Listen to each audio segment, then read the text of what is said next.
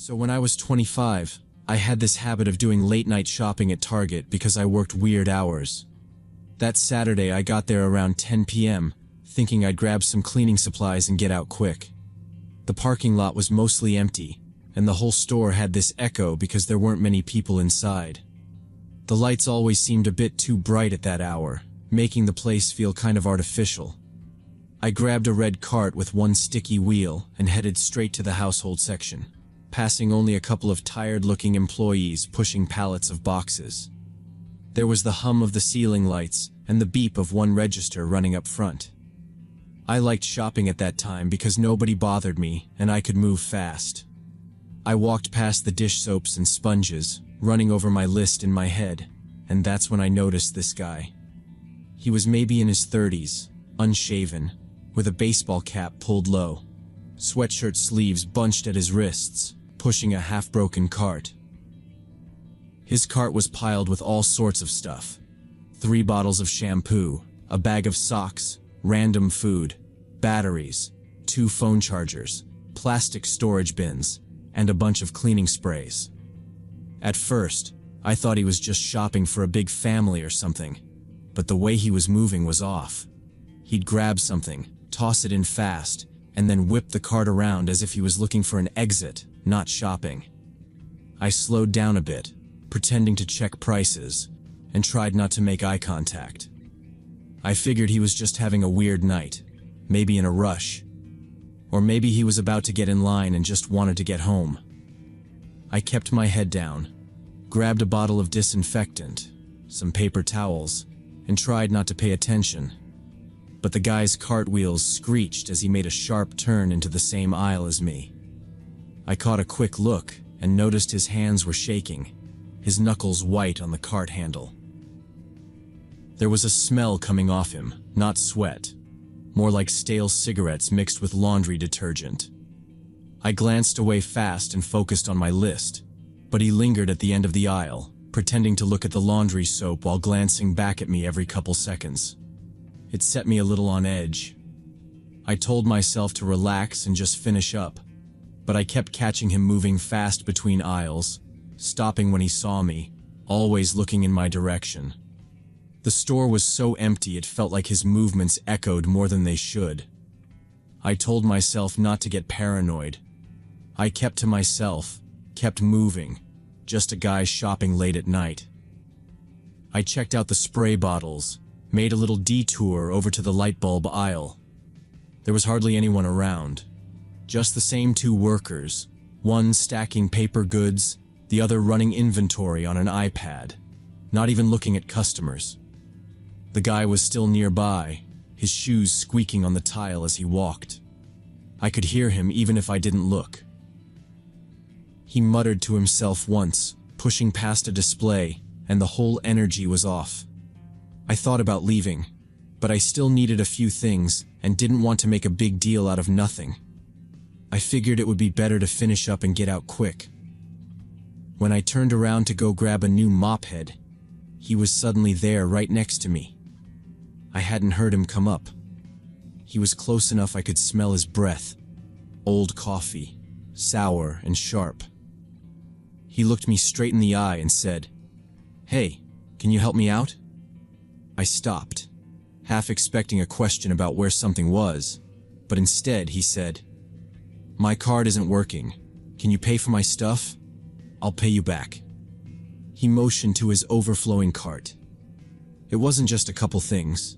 There was at least $200 worth of stuff in there, if not more. I just stood there a second, surprised, and shook my head.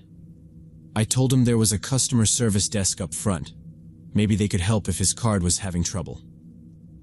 He nodded but didn't move, just stared at me for a second, lips pressed tight, then finally turned his cart around and walked away, still muttering.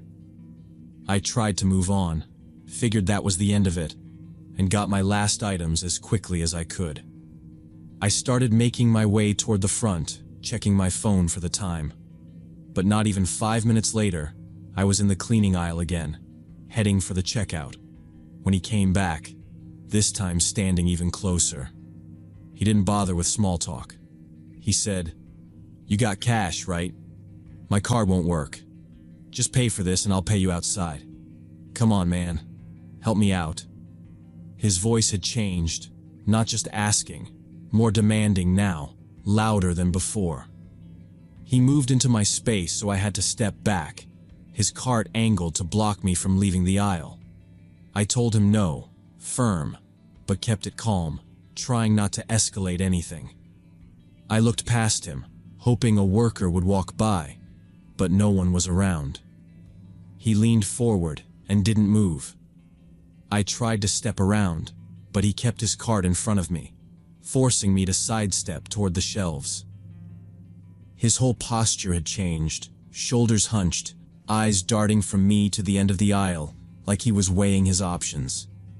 I tried to keep my voice steady, told him again to go talk to customer service, that I couldn't help, and started to move past. But he moved with me, following down the aisle, his hand gripping the edge of my cart now, matching my steps. When I refused the third time, he completely lost it. He shoved his cart hard to the side, flipping it over so everything inside crashed to the ground with a loud, echoing noise that bounced down the empty aisles. Bottles rolled across the tile. A pack of batteries burst open. A box of cereal slid under the shelves. I took a step back, unsure of what he'd do next. He started yelling, loud, angry words, his arms flailing. "You think you're better than me?" he screamed. "You're selfish. You see someone struggling and you do nothing. Heartless piece of—" He kept going, louder each time, like he was trying to convince the store as much as he was trying to attack me.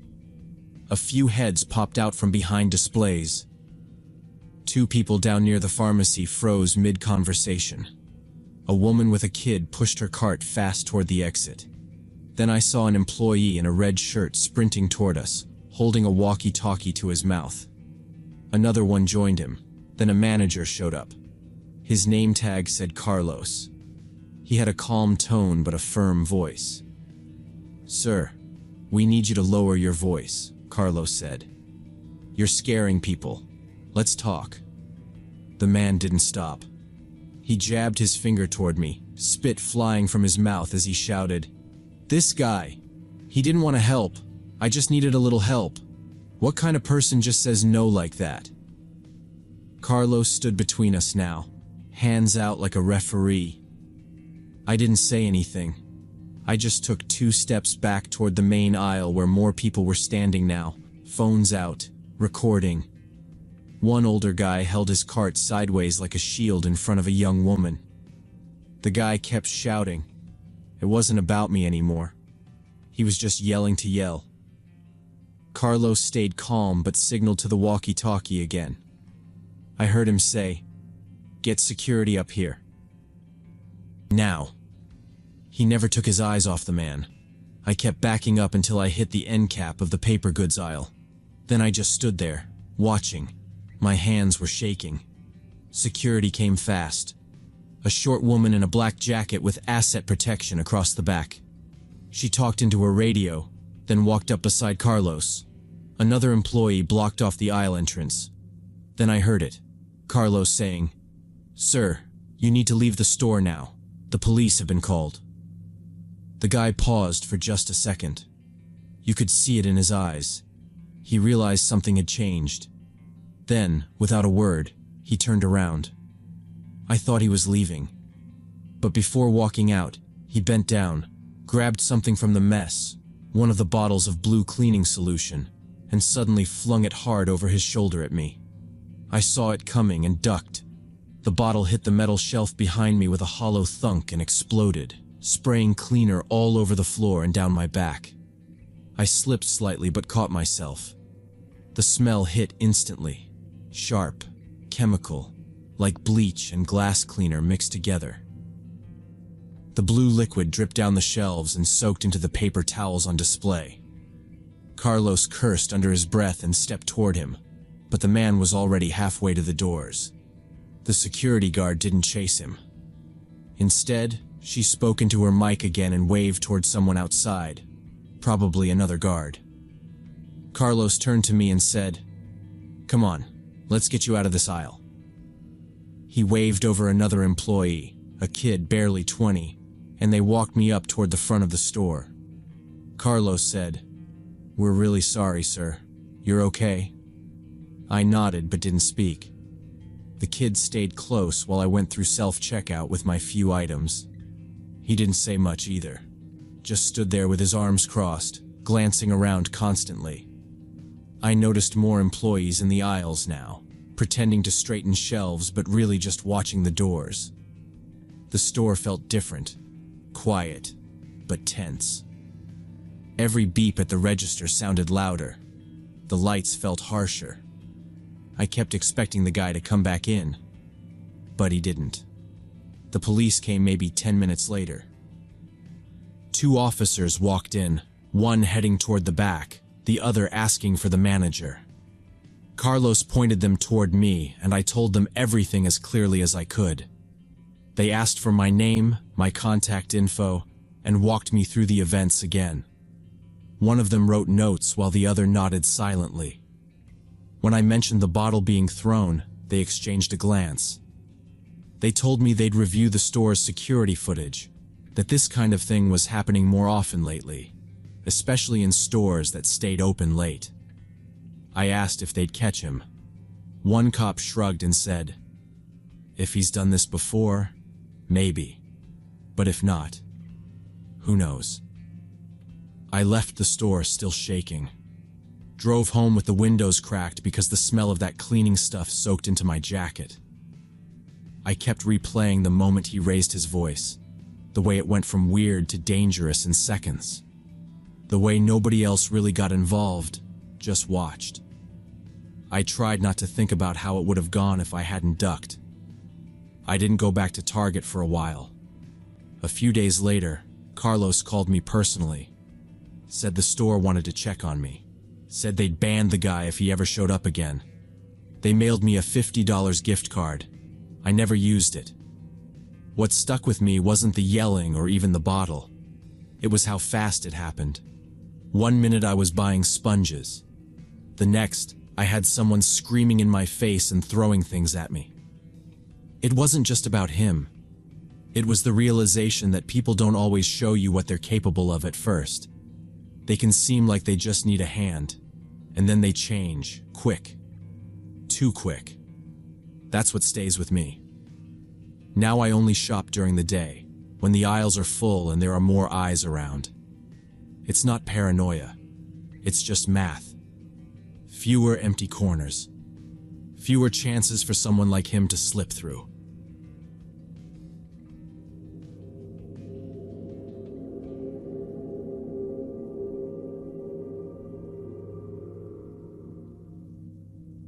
When I moved to Denver for work last year, I decided to start running in the mornings to explore my new neighborhood. I'd always been a gym person, but I thought outdoor running would help me learn the area. That Thursday, I set my alarm for 6 a.m. and planned a route through City Park and back through the residential streets. It was still dark when I woke up, not totally pitch black, but that time of day when the sky is sort of blue and the streetlights are just starting to turn off. The air in my apartment was chilly, so I had to force myself out of bed. I put on running shorts and an old hoodie, grabbed my phone, and did a quick stretch by the front door. I left my building quietly. The hallway smelled like laundry detergent, and the elevator was empty, just humming and clicking on the way down. Outside, I noticed how silent the street was. No cars, just a few porch lights still on. I took a right onto York Street, my breath already visible. As I jogged toward the park, I tried to get a feel for the place. City Park looked different than during the day. There were big trees, their leaves blowing around the sidewalks, and a thin layer of frost on the grass. I passed 2 women with dogs. One was bundled in a red coat, nodding to music in her headphones. The other had a huge golden retriever sniffing at everything. I gave a little wave, and both of them nodded back but didn't say anything. At the main entrance, I saw an older group standing in a circle on the grass, moving slowly through what looked like Tai Chi. They wore gray sweatpants and puffy jackets. One man had on blue gloves and was talking quietly to a woman with a green scarf. They barely glanced at me as I ran by. The park itself felt safe enough. Streetlights lined the path, spaced out but bright, and every so often a car would pass by the edge of the park, its headlights cutting through the trees. It actually felt peaceful. I kept up a steady pace, listening to my shoes hitting the pavement and the birds starting up. I passed a playground with empty swings blowing in the breeze, then a baseball field where two people were throwing a ball back and forth in the outfield. They looked up at me, then back at their game. No one seemed in a hurry.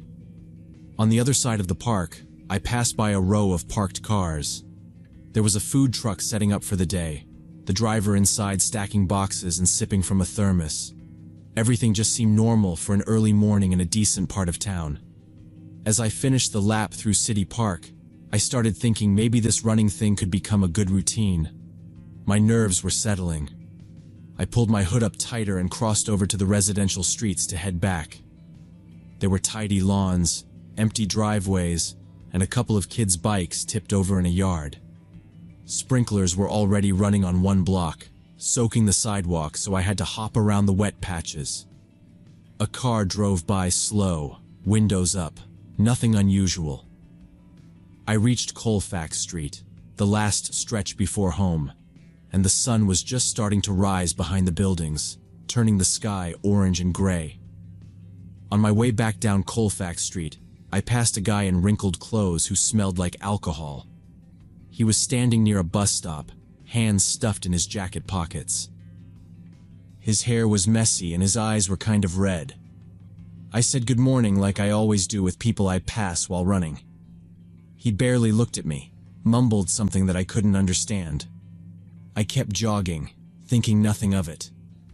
My mind was already on the hot shower waiting for me at home.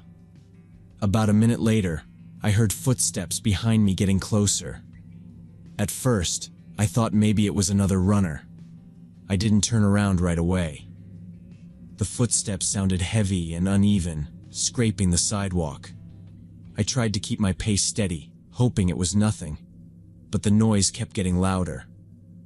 Finally, I glanced over my shoulder. It was the same man from before, the one in wrinkled clothes. Now he was walking straight toward me, not in a random way, but with purpose. His mouth was set tight, and he kept his eyes locked on me. Something in his expression made me stop running. I took out my headphones and stepped off to the side, suddenly aware of how empty the street felt. He wasn't just wandering anymore.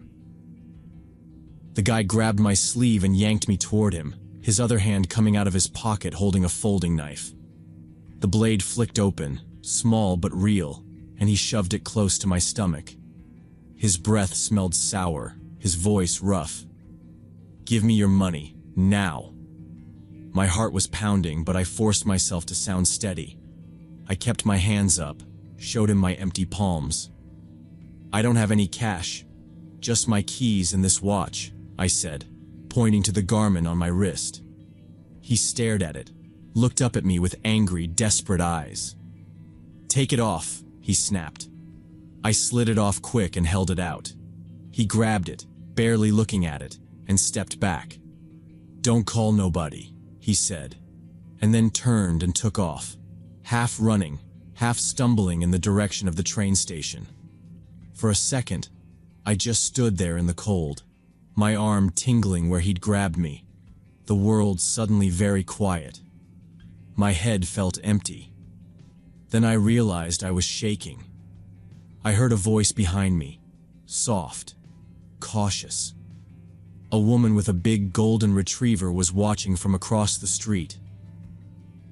She walked over slow, holding her phone out. "Are you okay? Do you need to call someone?"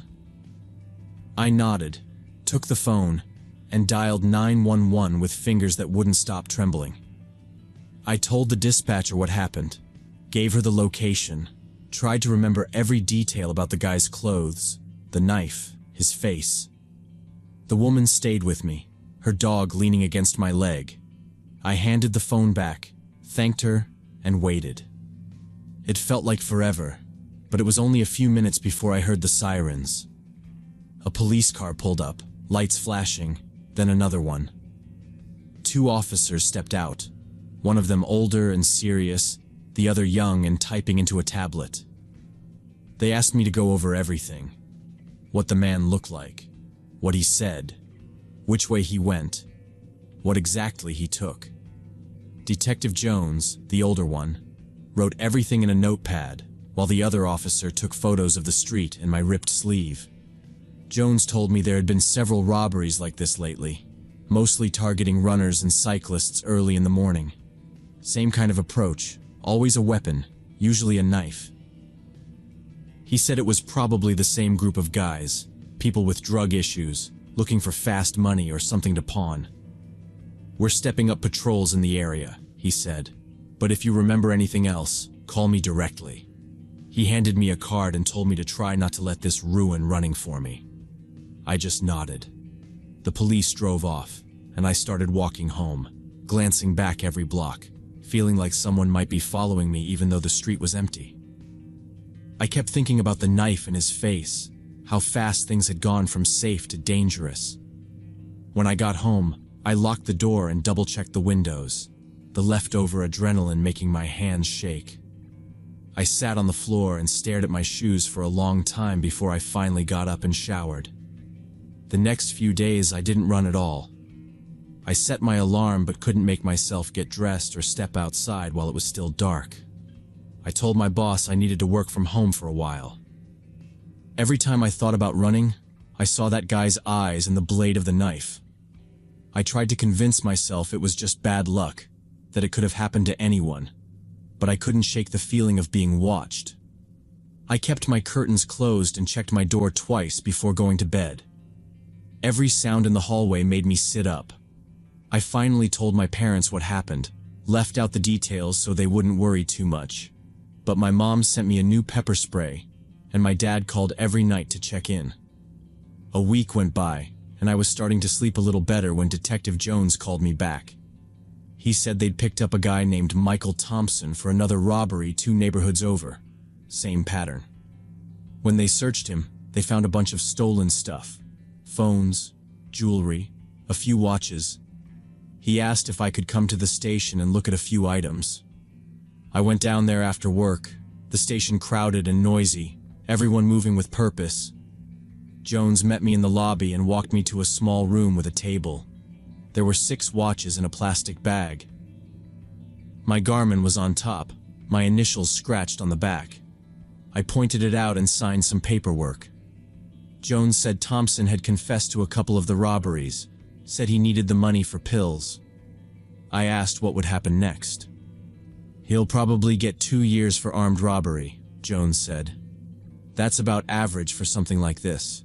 You'll have to testify in court, but it should be pretty straightforward." I nodded. There wasn't much else to say.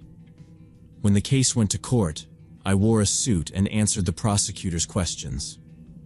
Thompson sat at the defense table in a wrinkled shirt, not looking at me. I just told the judge what happened, step by step, and described the knife and the way he grabbed me. It felt strange, like I was talking about something that happened to someone else. The trial lasted less than an hour. Thompson got 2 years. The judge told me I could pick up my watch from the evidence room. I got it back, but I didn't wear it for months. Even after the case was over and I had my watch again, it took a long time to feel safe going for a run. I started with short walks during the afternoon, never with headphones, always looking around. I avoided Colfax Street and only ran on busier trails, always when the sun was up. I texted a friend before and after every run and made sure someone knew where I was going. I bought a new lock for my apartment and put up a camera by the door.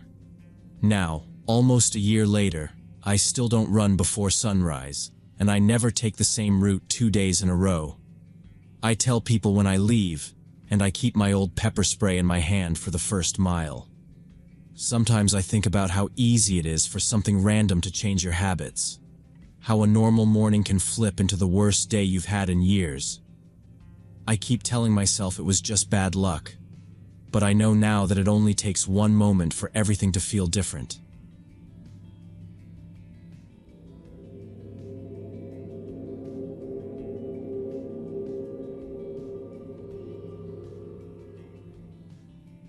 I rarely stopped for coffee before work, but that Tuesday I had an important presentation and needed the caffeine boost. The shopping complex on Oak Avenue had a small coffee shop I'd been to a few times. It was still early, maybe 7:40 in the morning. The air was a bit cool, sky gray and dull. I parked close to the entrance, right in front of the glass windows. I remember thinking the lot was busier than usual, but the shop had this reliable, quiet vibe, so I figured it would be a quick in and out. When I stepped inside, the place was already humming with noise, but not crowded. Just a few people in line, some sitting near the window on their laptops, a couple talking quietly over muffins. I stood behind a guy in business clothes tapping his phone. There was a short woman in a blue jacket ahead of him. I looked at the clock on the wall behind the counter, checking how much time I had before I needed to leave. The line moved quickly, even though a few people were waiting on their orders. I was still half asleep, zoning out to the whir of the espresso machine and the clink of spoons. When it was my turn, I ordered a medium Americano, nothing fancy. The barista was polite, moving with this practiced quickness, no real chit-chat, just the basics. I paid with my card, waited to the side, and watched the cars going by outside. No one else really stood out. Most people just looked tired, same as me. I got my coffee in a little under 5 minutes. The shop smelled like burnt toast and old newspapers.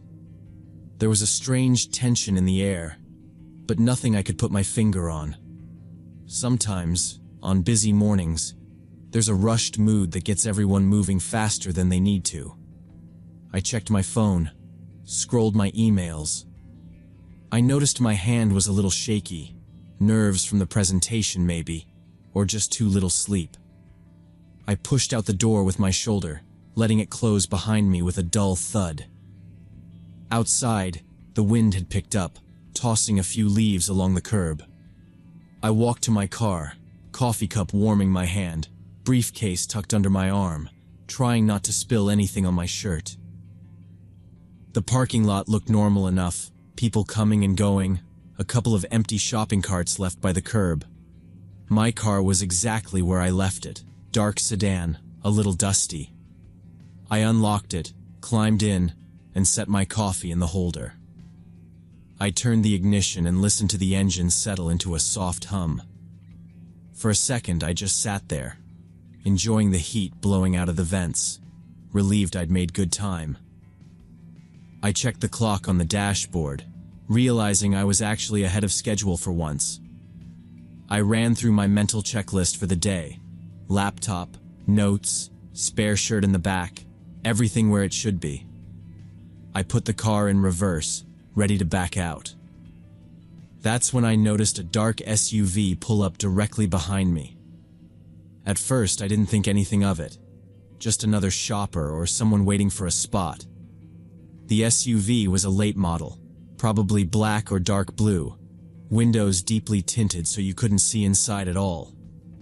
It stopped close, a little too close. I glanced in my rearview mirror. The driver hadn't parked in any spot, just idled right there, completely blocking my exit. I waited a few seconds, figuring maybe they were just dropping someone off or waiting for someone to come out. I could see movement inside, just vague shapes, nothing distinct. My fingers tapped restlessly on the steering wheel. A minute passed, maybe a little more. The SUV didn't move, didn't even inch back to give me space. There were empty parking spots just a few spaces down, plenty of room all over the lot. I checked my side mirrors, craning my neck to see if there was a reason for them to be right behind me. Nothing. Just the SUV, lights on, engine running. The longer I looked, the more deliberate it seemed. I thought maybe I was overthinking, but I couldn't shake the weird feeling crawling up my spine. I waited, watching for any sign that the driver would shift or pull away, but nothing changed. I tried to give them a polite beep of my horn, a quick tap, nothing aggressive. The SUV didn't react at all. I waited again, maybe another 30 seconds, then gave a longer honk, trying to make it clear I needed to get out. Still, there was no response. No movement from the driver. No window rolled down. Not even a wave of apology. Just the steady idling. The dark glass staring back at me. The sound of the engine and the way the car sat so perfectly lined up behind mine made it impossible to back out or squeeze past. I checked my surroundings again. Cars were pulling in and out of the lot, but no one seemed to notice what was happening. A couple walked by, carrying bags, not glancing our way. I felt the muscles in my neck tensing. I tapped my horn again, this time holding it for a good 2 seconds. The sound echoed across the parking lot. Still, the SUV didn't budge. I stared at the tinted windows, trying to see inside, but it was impossible. Whoever was in there wanted to stay hidden. I couldn't make out a face or even the shape of a head. Just the vague outline of someone in the driver's seat, unmoving, watching. The minutes started to pile up. I could see I was wasting time now. My coffee had gone cold. I gripped the steering wheel tighter, eyes flicking from the mirror to the SUV. The lot wasn't empty, but it felt like no one would care what was happening right in front of them. The SUV's positioning was too precise to be a mistake. There was no reason for them to sit there unless they wanted to block me in. And still, they did nothing. No gesture, no sign they planned to move at all. I was reaching for my phone to call the shopping center security when the SUV's front doors opened. 2 men stepped out, moving fast but controlled, not like guys who were lost or confused. They were dressed in dark athletic gear, track pants, zip-up jackets, sneakers. No logos, nothing flashy. Their movements were coordinated, like they already knew what each of them was supposed to do. One of them walked directly toward my driver's side window, while the other circled to the passenger side. I kept my doors locked out of habit, and I was suddenly very thankful for that. Both of them reached for the handles at the same time. I saw them pull once, twice, and then look at each other. The driver tried again, harder this time, while the other one started knocking on the glass, his knuckles hitting the window hard. I couldn't hear their words clearly, but their tone was sharp, urgent. They weren't asking nicely. The man on the driver's side leaned down, staring at me through the window. He shouted something again and pointed at the lock. His face was tight, eyes focused. The other guy had stepped back from the passenger door slightly, glancing around the lot, checking for movement. I could feel the pressure rising in my chest. I was gripping the steering wheel without realizing it, frozen for a second while they kept knocking, pulling, circling the car like they were waiting for me to make a mistake. I slammed my hand against the horn, holding it down. The sound cut through the lot like a siren. I didn't let up. I pressed harder, as if that would make it louder. Both men flinched, then looked around quickly. A woman across the parking lot turned her head. One of the men waved at her like he was trying to play it off, but she was already walking faster in the other direction. I kept honking. The one at my window hit the glass with the side of his fist. Not a punch, just enough to make a sound. He yelled again, louder this time, but I still couldn't understand the words. They didn't look high, didn't look drunk. They looked like they knew what they were doing, and that was worse. I kept honking. The horn filled the car, vibrating through the seat, through my hand. The guy on the passenger side looked back at the SUV. He said something to the other man, too low for me to hear. Then, just as quickly as they'd come, they turned and walked back to their vehicle. Not rushed, not panicked, just done. They got back in without looking at me. The SUV backed up slowly, then turned and pulled away, disappearing down the side exit of the lot. I didn't move for a full minute. I just sat there, hands still on the horn, though I'd stopped pressing it. My fingers were locked in place, like my whole body was stuck in that moment. The coffee in the cup holder had spilled slightly when I hit the horn, and I could smell it cooling. My throat was dry. I glanced around the lot, trying to see if anyone was watching, if anyone had noticed. A man was walking toward the shop with headphones in. A woman was loading groceries into her trunk across the row. Life kept going.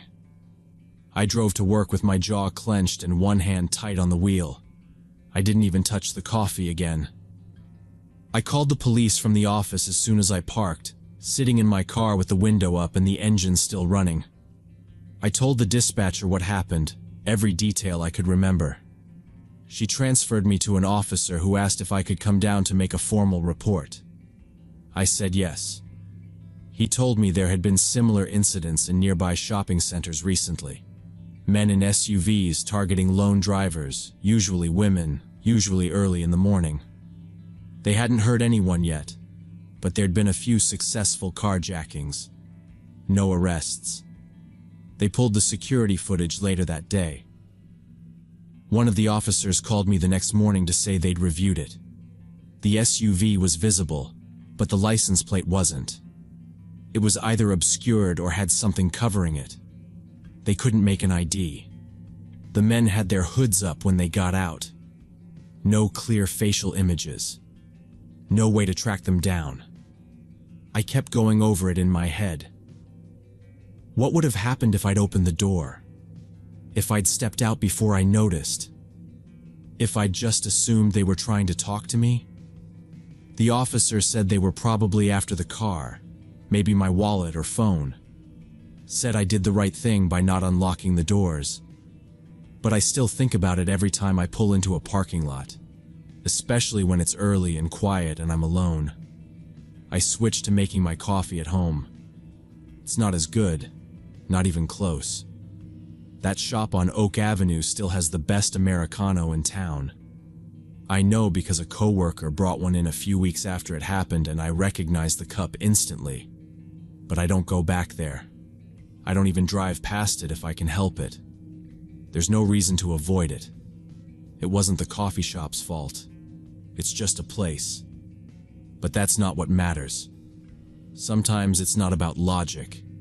It's about not wanting to feel like prey again.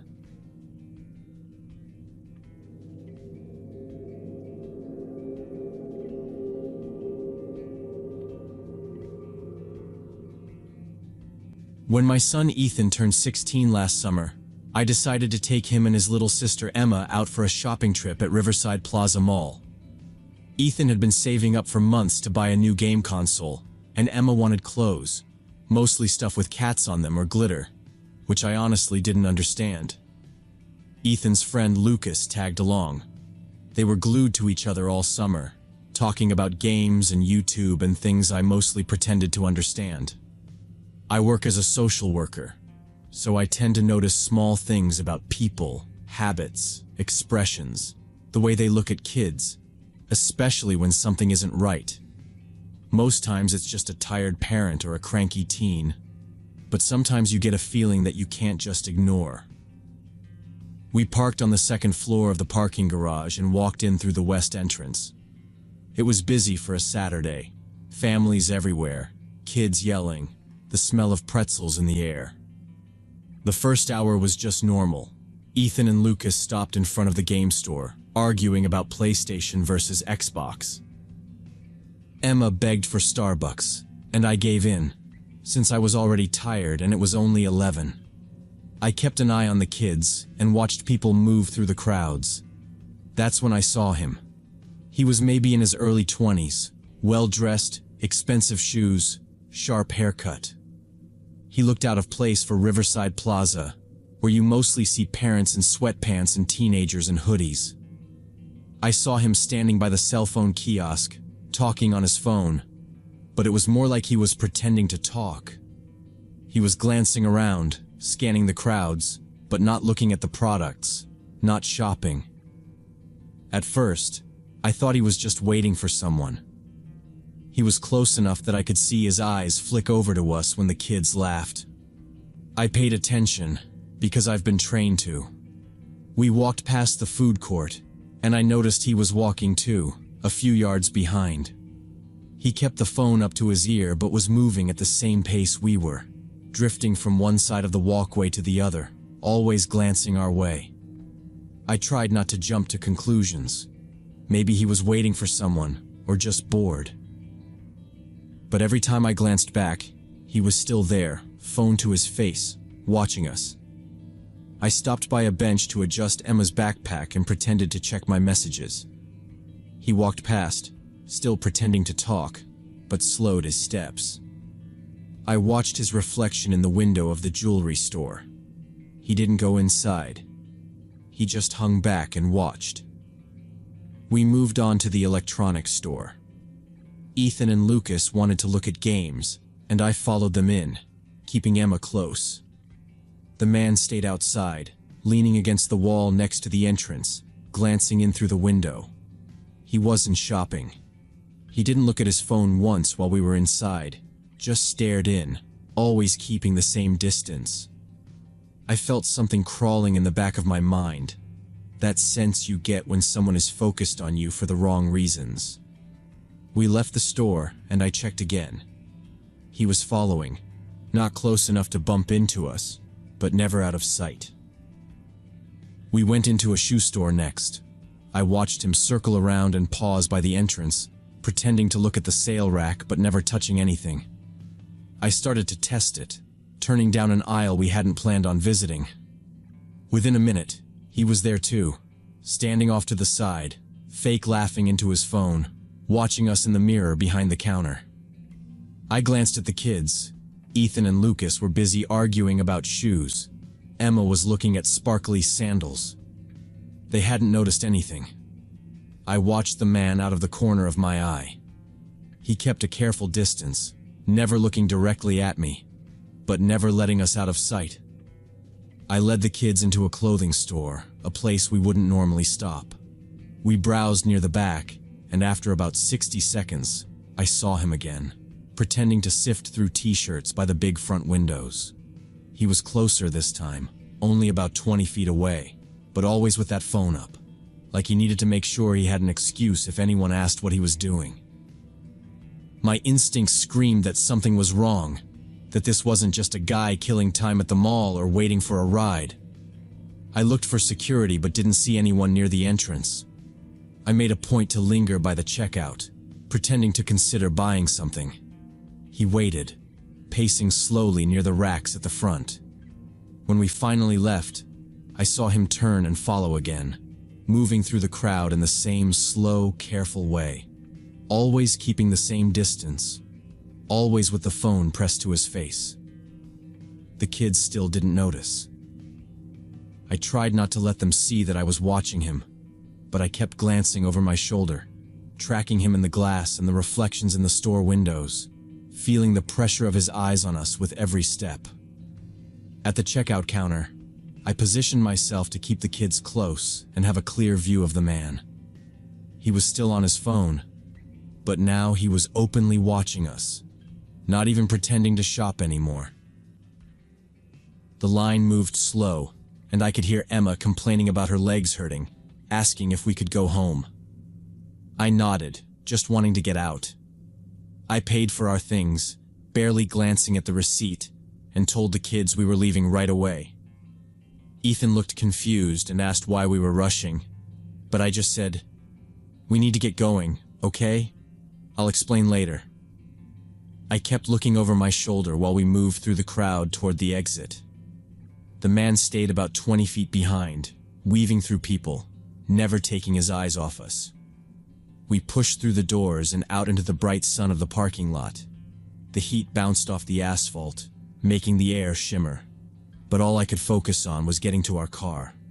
The lot was crowded, horns beeping, carts rolling past. I unlocked the doors with the key fob and told the kids to get in fast. That's when I saw the man change direction and start walking straight toward us, moving quicker now. No phone, just eyes locked on me. I glanced around. No security in sight. Nobody nearby who looked like they'd help. I put myself between the kids and the man, just like I'd practiced at work. I kept my voice calm but steady, told Ethan to get in and lock the doors behind him. Emma was whining, scared now because she could tell something was wrong, but I pushed her into the back seat and pulled the door shut. The man slowed down a few steps from us, close enough that I could see a small scar on his cheek, his expression tense. I made it clear I wasn't backing down, shoulders squared, ready to do whatever it took. He stopped and looked at me, realizing I was ready to fight if he tried anything. For a moment, he hesitated. Then his eyes flicked to something behind me. He made a quick hand signal, 2 fingers, pointed low. That's when a dark Grand Cherokee with tinted windows swung around the corner and rolled up next to us.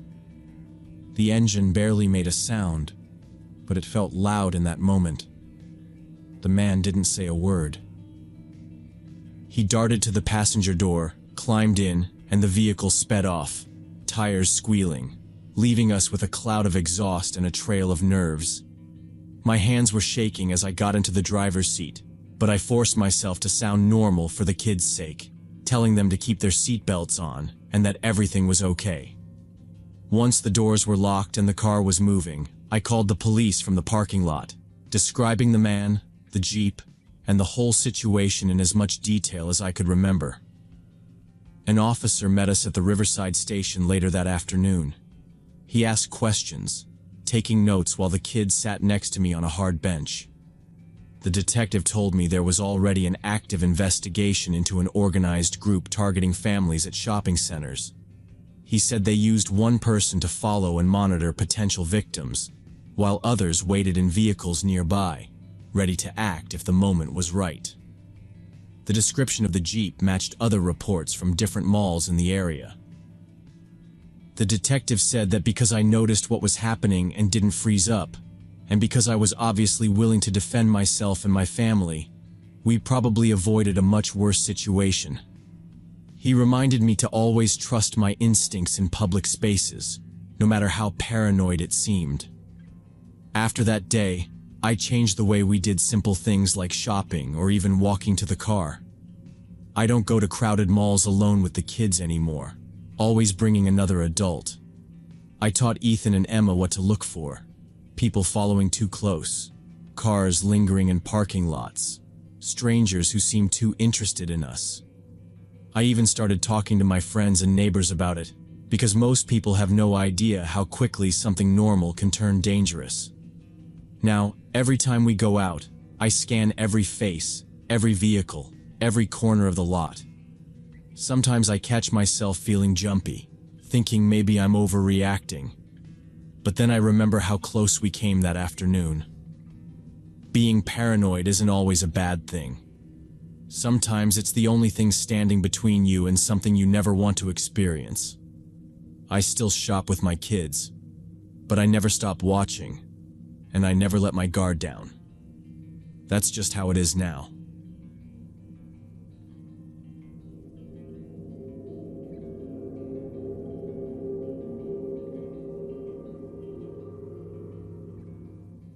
I was working the graveyard shift as a patrol sergeant when this happened last Thursday.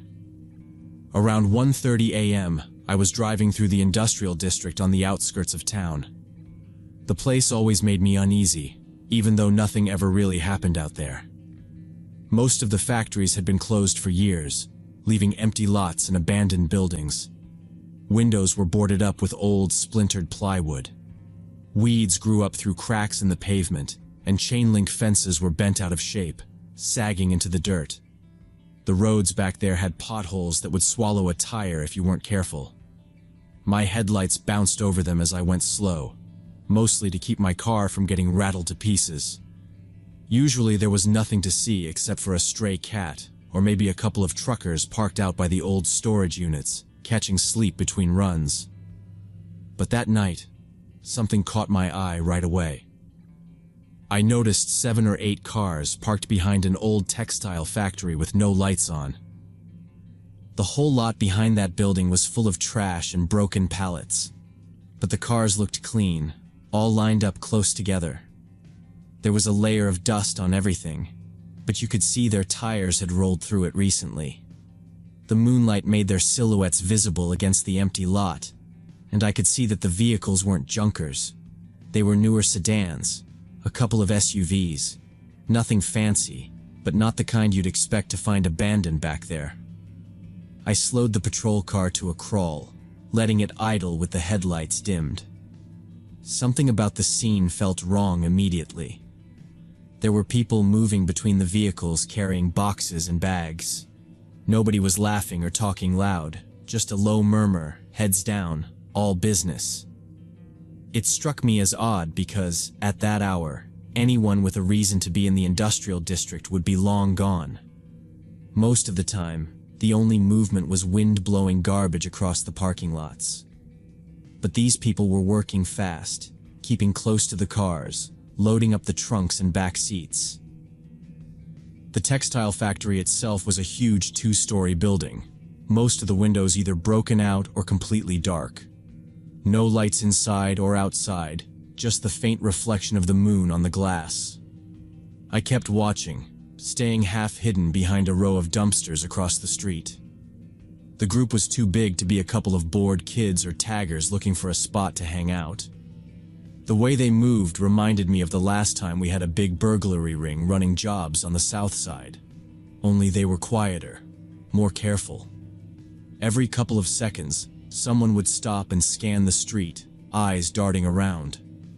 Once, one of the men even crouched down behind the hood of a car, peering in my direction, but I hadn't been noticed yet.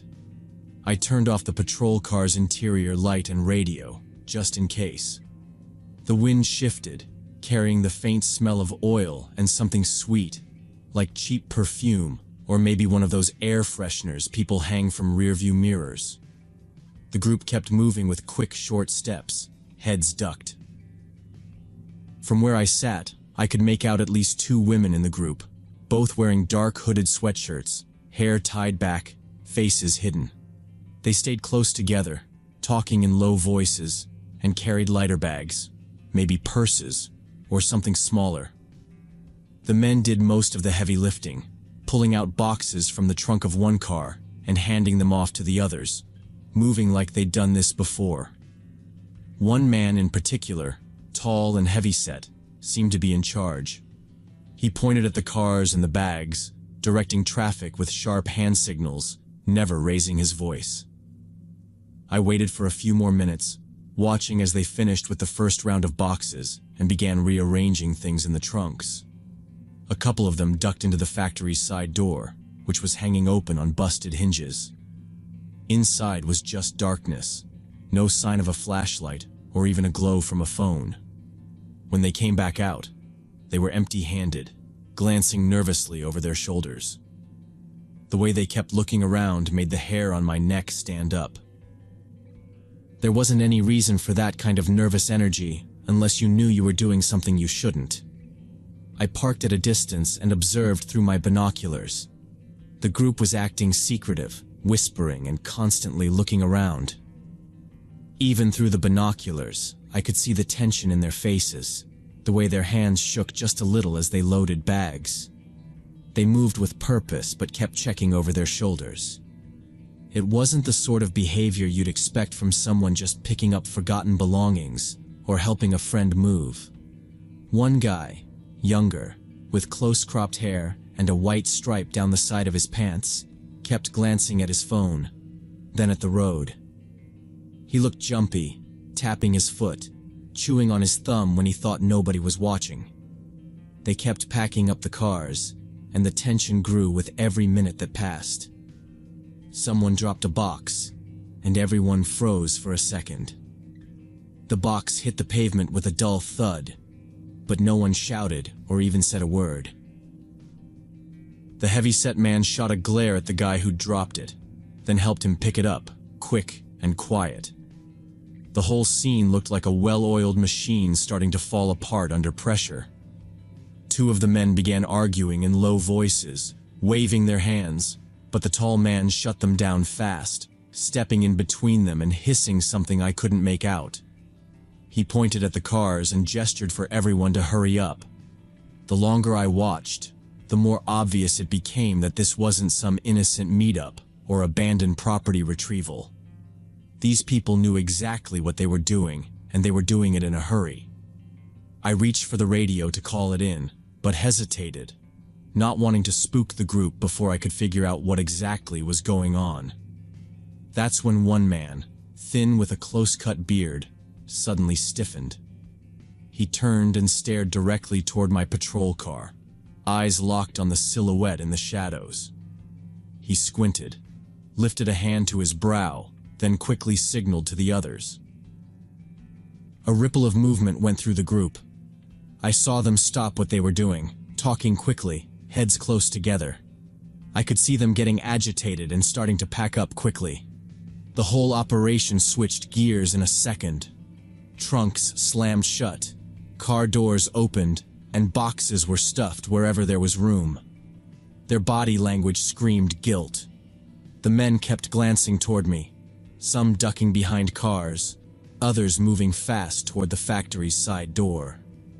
They were abandoning whatever wasn't packed already, clearly more worried about getting caught than finishing the job.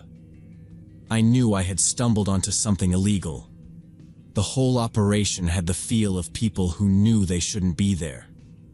I lowered the binoculars and watched as one of the cars started up, headlights flicking on for a split second before the driver switched them off again. I could see them, tense and alert, about to make their next move. Suddenly, someone screamed from the group. It cut through the quiet like glass shattering.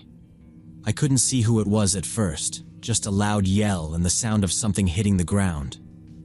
From the way the rest of the group reacted, it sounded like someone got hurt while loading something heavy. In the next moment, I made my decision. I hit my sirens and headlights, flooding the empty lot with blue and white flashes. The noise echoed off the factory walls. I drove toward the lot immediately, tires crunching over broken glass and loose gravel. By the time I reached the area, most of the cars were already speeding away in different directions. Engines roared to life, headlights cut across the darkness, and taillights bobbed as they swerved around potholes and out into the street. Doors slammed. A couple of the men shouted at each other to hurry up, voices tight with panic. The group scattered with practiced speed, not bothering to finish loading everything. Only one vehicle was slow to move, an old van parked at the far end of the lot. I could see someone in the driver's seat struggling to start the engine, turning the key again and again while looking over his shoulder.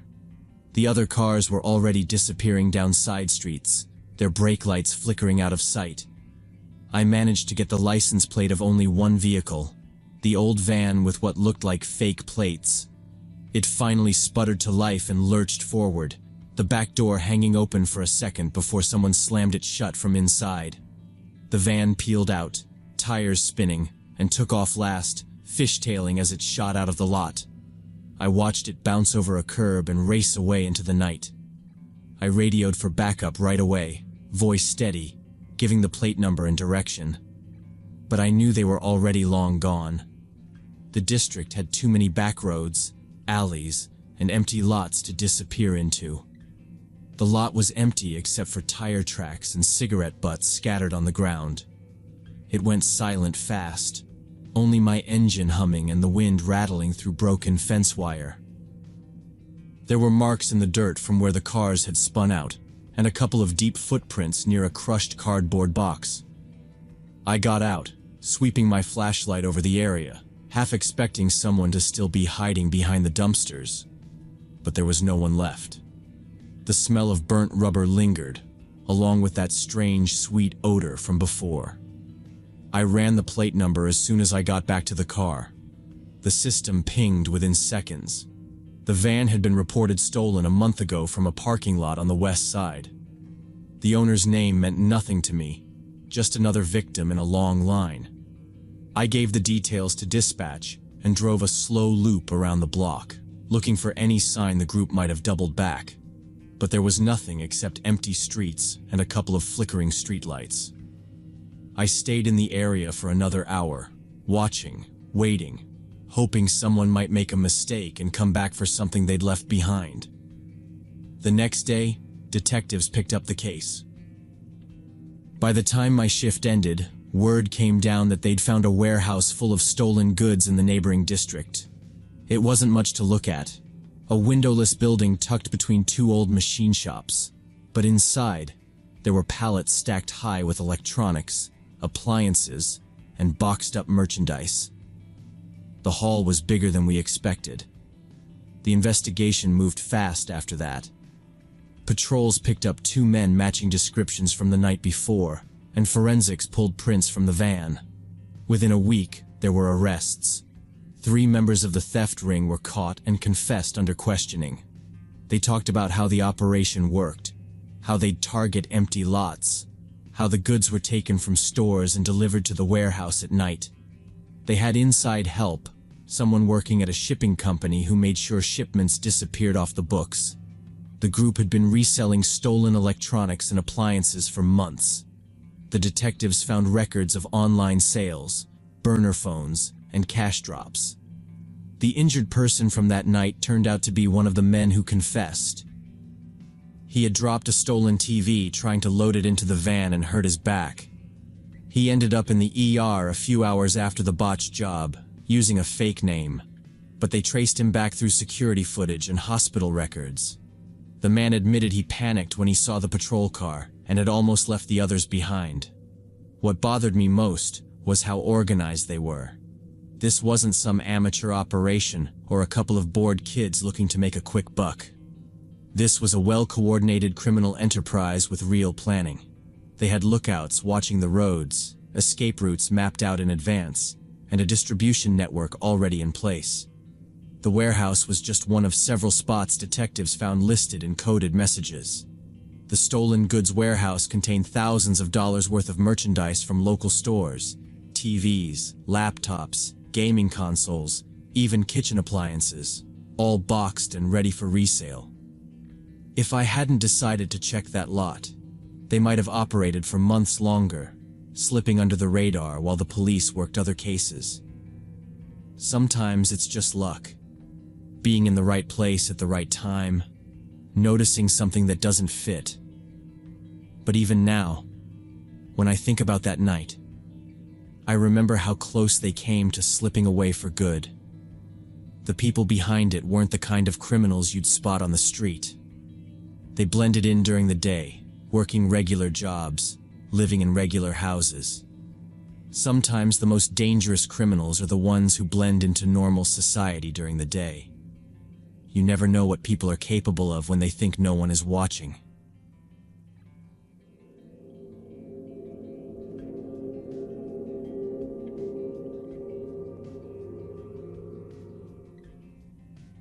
It was a habit for us, me and Barbara, to just get in the car and drive on Sundays. Utah has these mountain roads that look unreal at sunset, so we just fill a thermos, maybe pack a couple sandwiches, and take off with no real plan. On that night, I remember Barbara mentioning how empty the roads felt, even for a Sunday. It was early October, about 9 at night, so already dark, and the sky was clear. We had just come out of a long stretch of canyon, rock walls pushing up on both sides. Not many turnoffs, no other cars. Radio was playing static in the background because you don't get reception out there. We were a few miles from the national park entrance, just this thin 2-lane blacktop winding between cliffs. That's when I saw the hazards up ahead. Orange lights blinking, reflected on the rock. The car was a dark Jeep, parked halfway on the shoulder, nose angled to the side. The guy was already outside, pacing a bit, but he stopped and waved both arms as we slowed up. He was maybe mid-20s, fit, dressed in running shoes and a lightweight jacket, no hat. I rolled down my window a couple inches when we pulled up next to him. I kept the engine running. Habit, I guess. He leaned down so I could see his face in the headlights. Clean shaven, wide eyes, friendly enough, but a little too eager. "Hey, sorry. Can you help? My Jeep's stuck. Battery's dead and my phone's out." He jerked a thumb toward the car. "There's no reception here, and I've been trying to flag someone down for a while." His breath smoked in the cold air. He kept smiling, like he wanted to show he wasn't dangerous. But there was this way he stood, never taking a step back from the car, just right up in my window.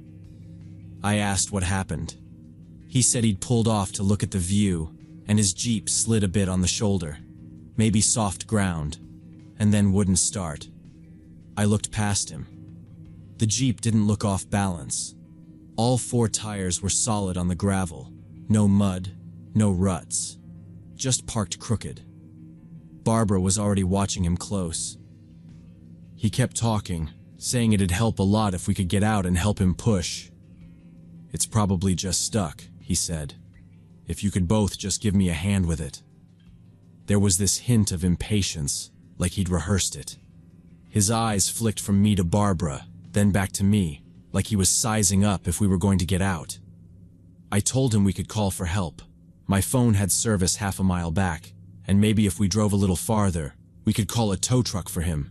He pressed again, more urgent this time, said the nearest help was hours away, and it'd just take a second. He just needed us to push. He kept trying to make it sound simple, like we were already out of the car. The whole time he never looked at his Jeep, just at us. Barbara leaned over and told me quietly that she didn't think the car was stuck. She was staring at the wheels, then the road around it. "It's not in a ditch," she whispered. I nodded but didn't say anything. The guy noticed, his face twitching just a bit before he tried to smile again. He glanced over his shoulder at the Jeep. The hazard lights kept blinking, lighting up the empty canyon walls. I started feeling like we were out there too long, that this wasn't just someone needing a jump or a hand pushing. He started shifting his weight, bouncing on his toes a bit, and his voice changed, lower, less patient. "Look, I really need some help here. Can you get out and give me a hand, please?" He was almost blocking the driver's door now, his hands out, half pleading, half blocking the window. I could see sweat under his hairline even though it was cold. His story kept getting more rushed. He said, "Please, both of you. I can't do this alone. I just need you to push a little." Barbara's hand was tight on my arm. She whispered, "We should just go. Now." I nodded, but tried once more. "Listen, we'll call someone for you. Just let us get up the road a bit. There's a pull-off and we can call from there." But he didn't like that. His eyes got sharp, his voice tense. I said I need help now. Don't just drive off. Come on, man. His tone was no longer friendly. He moved closer, practically leaning into the car. That's when Barbara looked past him into the Jeep. She went completely still. I followed her gaze. At first, nothing. Just the dark interior with those cheap seat covers and bags thrown in the back. Then a slight movement. Quick. Almost nothing. Someone was hunched down on the passenger side, ducked below the window. They were trying to stay out of sight, but the hazard lights caught a bit of fabric moving. A knee, maybe a shoulder. Barbara's voice was barely above a whisper. "There's someone in the Jeep." My mouth went dry. I looked back at the guy in front of us, and I saw him watching Barbara, saw the moment he realized she'd seen it. He straightened up, his whole attitude changing, like he was ready for something else. The air felt different, like the canyon walls were pressing in tighter. That's when I stopped talking. I shifted my hand toward the gear stick, watching him, waiting to see what he would do next. I kept my hand steady on the gear shift, watching the man out of the corner of my eye. He noticed and lunged forward, one arm reaching toward the door handle. That's when I threw the car into reverse and hit the gas, tires skidding a little on the gravel shoulder before gripping. He shouted something. Words were lost in the rush of blood in my ears, and chased after the car, slamming a fist on the trunk as we sped backwards down the empty canyon road. Barbara twisted in her seat, looking back, and I saw her pale face in the glow of the dashboard. I slammed the brakes, threw it into drive, and floored it, headlights slicing through the darkness ahead as we took off. In the mirror, I could see him running for a few seconds, then stopping, standing in the glare of our taillights. Barbara was shaking, holding her phone with both hands, but there was still no signal. We didn't talk. We just focused on the road, counting every turn, every mile marker. About 2 miles down, Barbara glanced back again. Her voice was flat. "They're following us." She leaned to get a better view. I looked in the rearview mirror and saw the Jeep. No headlights, just the outline of the grille catching a little starlight as it swung onto the road behind us, barely visible. I pushed the accelerator hard, the engine whining as we sped through the curves. The road snaked between rock faces and sharp drop-offs. No shoulder, no lights except what our own car made. I took the corners as fast as I dared, trying not to lose traction. The Jeep kept coming, staying back, trying not to be obvious, but Barbara called out every time she caught a glimpse in the mirror. We hit a longer straightaway, then a set of tight switchbacks that I knew well. I pushed harder, using every bit of the road. Finally, a long bend, a rise, and then nothing behind us. No shape, no lights, just black. We kept going for another 10 minutes, barely breathing, until we saw the glow of distant lights from the edge of the next town. Only then did we let ourselves slow down, the silence in the car heavier than ever. When the sun finally came up, neither of us had slept. We drove straight to the nearest police station and waited for someone to take our report. The officer listened as we told him everything. Where we'd been, what the man looked like, the fake breakdown, the hidden person in the Jeep, the chase. He wrote it all down, face tight. When we finished, he nodded and said quietly, "You did the right thing getting out of there. There's been a gang working this canyon for weeks. Same story every time. Jeep or pickup with the hazards on. Young guy flagging down cars, another one hiding inside. They wait until someone gets out, then more come out of hiding. Sometimes 2, sometimes 3.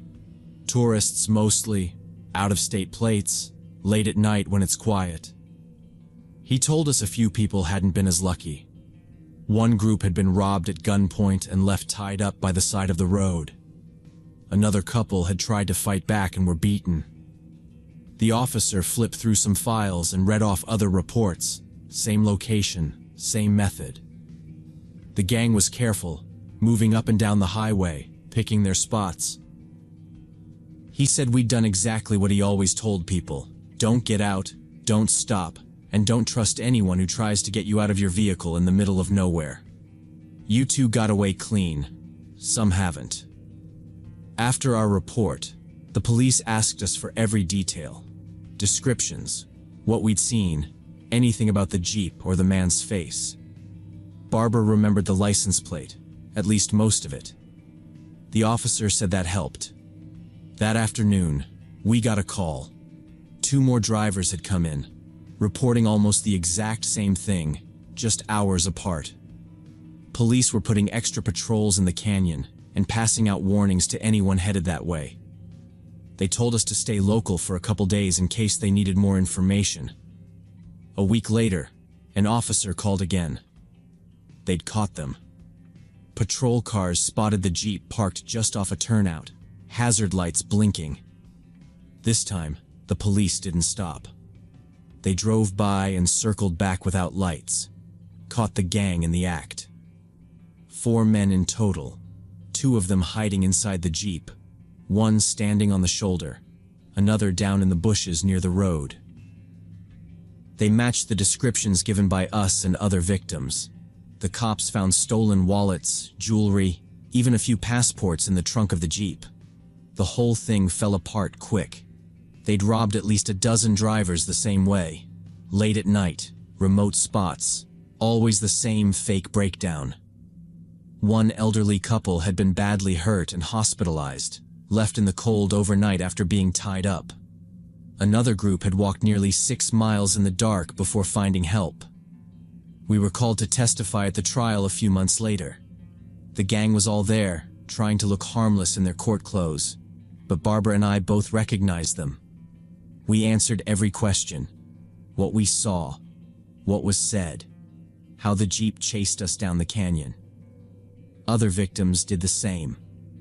The judge didn't hesitate. All 4 were convicted and given long sentences, no chance of parole for years. They weren't new to this. They'd been working highways in different states, always looking for easy marks.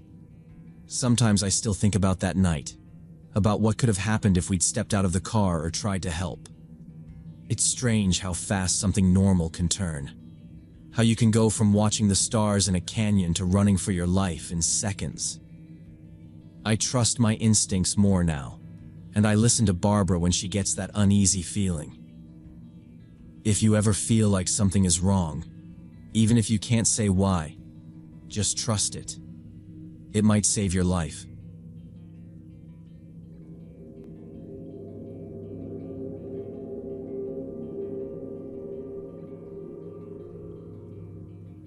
I was 19 and stupid when this happened during my sophomore year in Austin. I didn't have a lot of friends yet, so I mostly stuck with the same crowd from my freshman dorm. That Friday, my buddy Kyle texted me saying he was throwing a party at his house off Riverside. I didn't have anything better to do, so I drove over around 9. I remember pulling up on that street, all the cars parked in the grass and trash cans tipped over, red cups everywhere. Kyle was already a few drinks in, yelling at me through the screen door to hurry up. Before I even got out of my car, he popped his head out and told me to leave my phone in the glove compartment. He said, "People jack phones all the time here. Just trust me, man." I thought it was weird, but I'd been to enough sketchy parties to know he wasn't totally wrong. I locked my phone in the car, tucked my keys into my sock, and went inside. The place was packed. People everywhere, smoke drifting out the back door, music shaking the windows. I grabbed a beer from the kitchen and hung out by the fridge, keeping an eye on the other guests. I didn't know half the people there, but Kyle kept dragging me over to meet his new friends from work, people I could barely remember. After an hour or so, I was already a little drunk. I kept losing track of my drink, grabbing random cans off the counter. At some point, someone handed me a shot. I took it without thinking, barely tasted it, and then things started to blur. The music was loud enough to feel in my chest, bass thumping through the floor. But after a while, it just blended into background noise. I remember bumping into the same guy twice in the hallway, apologizing both times. Every time I looked for Kyle, he was talking to a new group, already slurring his words. By midnight, most of the people I'd come with had disappeared or gone outside to smoke. The crowd thinned out a little. I wandered into the backyard, feeling the cold October air hit my skin and wishing I'd brought a jacket. The fire pit was going, but nobody was really sitting around it. Just a couple of guys laughing about something on a phone. I asked around for Kyle, but nobody had seen him. I checked the kitchen again and found it almost empty except for one couple making out against the counter. My head was buzzing. I knew I needed to slow down, maybe eat something, but the only food left was a bowl of stale pretzels. I went back outside, thinking maybe Kyle was by his car, but when I got to the curb, his spot was empty. Just a stain on the concrete where he'd been parked. I tried not to panic, but I realized I hadn't seen him for at least an hour. I didn't know most of the people left at the party and the mood had shifted. Everyone was quieter, more drunk, groups breaking up and talking in low voices. It was almost 2 in the morning. I stood by the street, feeling the cold start to sink through my clothes, and finally accepted that Kyle wasn't coming back for a while. I checked my pockets for my phone before remembering it was still in the car. I looked up and down the block. Nothing but empty driveways, a stray dog running past a trash can.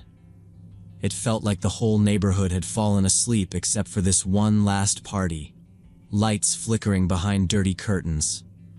My house was 5 miles away, too far to walk comfortably, especially with how drunk I was.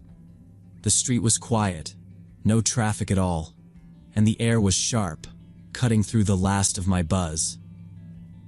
I thought about just waiting in my car for a few hours until morning, but I didn't want to risk someone messing with me while I slept. The only option I could think of was to hitch a ride or walk until I could find a cab, but at that hour, nothing was open. I stood there for a few minutes, rubbing my hands together, and finally made up my mind. I walked down the block, away from the house, toward Highway 183, figuring I'd have a better chance catching a ride somewhere with more cars. The grass along the shoulder was stiff with frost, and my shoes were already soaked through. It felt like every sound was louder than it should be. My footsteps, the wind, the distant hum of traffic I couldn't see yet. When I reached the highway, the streetlights threw long shadows across the pavement. It was colder out there, wide open, with only the occasional car whizzing by. I stuck my thumb out a couple times, but the first few cars didn't even slow down. I kept moving, shuffling along the gravel, breathing out clouds into the air. My legs felt heavy. 10 minutes went by, maybe more. I was starting to wonder if I'd made a mistake, if I should have just walked the whole way home. Just when I was about to give up, a pair of headlights slowed in the distance.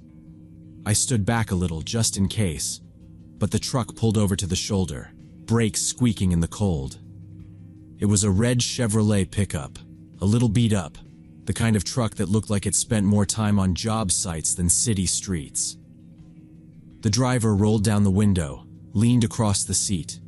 He was older, maybe late 40s, gray beard, heavy-set, a baseball cap pulled low.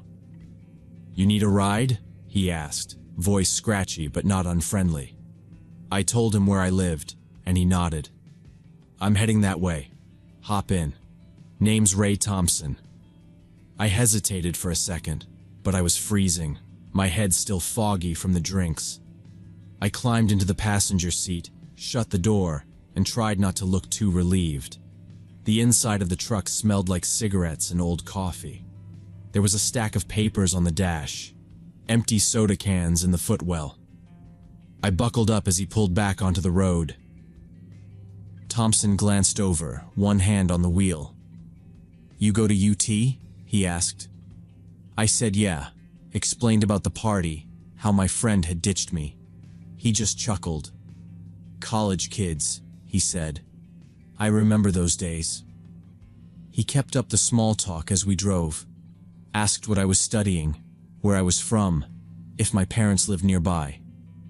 His questions felt casual, just enough to keep me from worrying too much. The heater was blasting, and I started to thaw out a little, but the warmth made me even more tired. I slumped against the window, trying to keep my eyes open. The lights from passing cars blurred together. Ray talked about the traffic on the highway, about the construction near the airport, about his own son who used to go to UT. I tried to listen, but the hum of the engine and the leftover alcohol in my blood made it hard to focus. My eyelids were heavy. I kept telling myself to stay awake, to watch the road. But every time I blinked, it felt harder to open my eyes again. We were only a few minutes down the highway when I realized how little I'd paid attention to where we were actually going. I stared out the window, trying to spot familiar landmarks. But everything looked the same in the dark. The houses were spread farther apart out here, long driveways disappearing into the shadows. Ray kept talking, something about football, but his voice was just a background noise. I nodded along, barely hearing him, letting myself drift. My mind wandered in and out, the cold finally fading from my bones, and I leaned my head against the glass, just grateful for the ride, not caring about anything else right then. At some point I must have dozed off, because the next thing I remember is the truck jerking hard to the left, pulling me out of that half-sleep. I blinked, confused, and looked out the window, expecting to see the familiar signs for my neighborhood. Instead, the streetlights had disappeared, and the houses were gone. It was just the dark outline of trees and empty road ahead. I turned to Thompson, trying to hide the edge in my voice, and told him, "Hey, my turn was back there on Oakview." He kept his eyes on the road and said, "Yeah, I know, but there's a shortcut up here. I'll get you home faster." His tone was different now, short, almost annoyed, like he didn't want me talking. The road was empty. Not a single car passed us in either direction. We kept going, every minute taking us farther from the city lights. I tried to stay calm, watching the turns, making a mental note of every sign and mile marker we passed, but nothing looked familiar. Thompson's hands gripped the steering wheel tighter. He glanced over, and I caught a quick look in his eyes. Not friendly anymore, more like he was sizing me up. I started to feel the cold again, this time from inside, my pulse hammering in my ears. Then he started talking, but it wasn't small talk anymore. He asked me if I had a girlfriend, if I was into older women, if my parents would be waiting up for me. I gave short answers, trying to keep things neutral, hoping I could just get him to turn around. But he just kept pushing, the questions getting more personal. Suddenly his hand reached across the seat, resting on my leg. I flinched, pulling away, but he pressed harder. "Relax, man," he said. "We're just having a little fun." I told him to stop, louder this time, but he just laughed. His fingers dug in tighter, and I realized I wasn't just drunk and lost. I was trapped in this guy's truck, miles from anyone, in the middle of the night. I pulled my leg away and pressed myself against the door, looking for the handle, but the locks were down. I tried again to convince him, saying, "Look, my dad's a cop.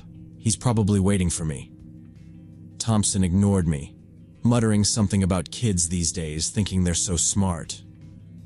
I started to panic, glancing out the window, desperate for any sign of another car or a lit house, but it was just pitch-black fields on either side. Thompson kept driving, speeding up, heading further away from anything I recognized. I forced myself to stay quiet and watch, waiting for any chance to escape, my hands pressed tight against the door as his knuckles whitened on the steering wheel. We must have been 5 or 6 miles past my neighborhood when, out of nowhere, red and blue lights flashed behind us. A sheriff's patrol car appeared, siren cutting through the night. Thompson swore under his breath and slowed down, looking in the mirror. I felt a rush of relief so strong it made me dizzy. The sheriff's car pulled up close, lights reflecting off the wet road. Thompson muttered, "Don't say a word." But I ignored him, heart pounding, watching as the officer stepped out and approached the truck. The cop tapped on Thompson's window, motioning for him to roll it down. "Evening. License and registration." Thompson handed them over, trying to sound casual, but his hands were shaking. The officer asked, "Where you headed tonight?" Thompson answered quickly, stumbling over his words, making up a story about driving his nephew home from a party. I blurted out, "I don't know this guy. He picked me up hitchhiking, but he missed my street." The officer's eyes narrowed, looking from me to Thompson. "That true?" I nodded. Thompson started arguing, but the cop cut him off, asking me to step out of the truck. I didn't hesitate. As soon as the door opened, I jumped out, backing away from the pickup, still shaking. The officer came around and stood between us, asking me what happened. I kept it simple. Told him about the party, the ride, Thompson missing my street, and what he'd tried to do. The officer sniffed, probably smelling the alcohol on my breath, but he kept his focus on Thompson. He asked him again where he was taking me, but Thompson's answers didn't match what he'd said before. The cop radioed for backup, telling me to wait by the patrol car. While we waited, the officer kept a hand on his holster, never taking his eyes off Thompson. Another unit pulled up a few minutes later, and 2 more deputies stepped out, one of them cuffing Thompson while the other searched the truck. Thompson was still shouting, saying I was lying, that he'd just been giving me a ride home, but his voice was shaking now. The officers ignored him, talking quietly among themselves. After they finished searching the truck, the first deputy walked over to me and said, "You did the right thing, kid. I'll drive you home." The ride back was quiet. The deputy asked me for my address, made sure I had my keys, and told me to lock my doors and get some rest. I could see the flashing lights fading in the distance as we pulled away. Thompson still standing by the side of the road, handcuffed, head down. When we reached my street, the cop walked me to my door, waited until I was inside, and told me to call if I ever needed help again. I went straight to my room and sat on the edge of my bed, still shivering, the whole thing playing over and over in my head. A few days later, Kyle called to apologize for leaving me at the party. He said his phone had died and he didn't know I'd tried to leave. I told him what happened, and he just kept saying he was sorry. I couldn't really blame him, but I stopped going to those parties for a while. A couple weeks after that, my mom showed me a news article about a red pickup truck found near the same highway. The driver, Ray Thompson, had been arrested for assault and attempted kidnapping. He'd also been connected to a recent gas station robbery that happened just hours before he picked me up. Turns out Thompson had a long record. Assaults, attempted kidnappings, mostly targeting drunk college students on weekends. The police thought he'd been driving that stretch of road for months, looking for easy targets. If the patrol car hadn't pulled us over that night, there's no telling what might have happened to me. That thought stuck with me. I never hitchhiked again, never left my phone in the car, and never trusted a stranger's shortcut. Sometimes I still think about that night, about how close I came to disappearing without a trace. It only takes one bad decision for your whole life to change. And there's always someone out there looking for a victim who won't fight back. That night, I learned what it means to be truly vulnerable, and how fast an ordinary night can turn into a nightmare.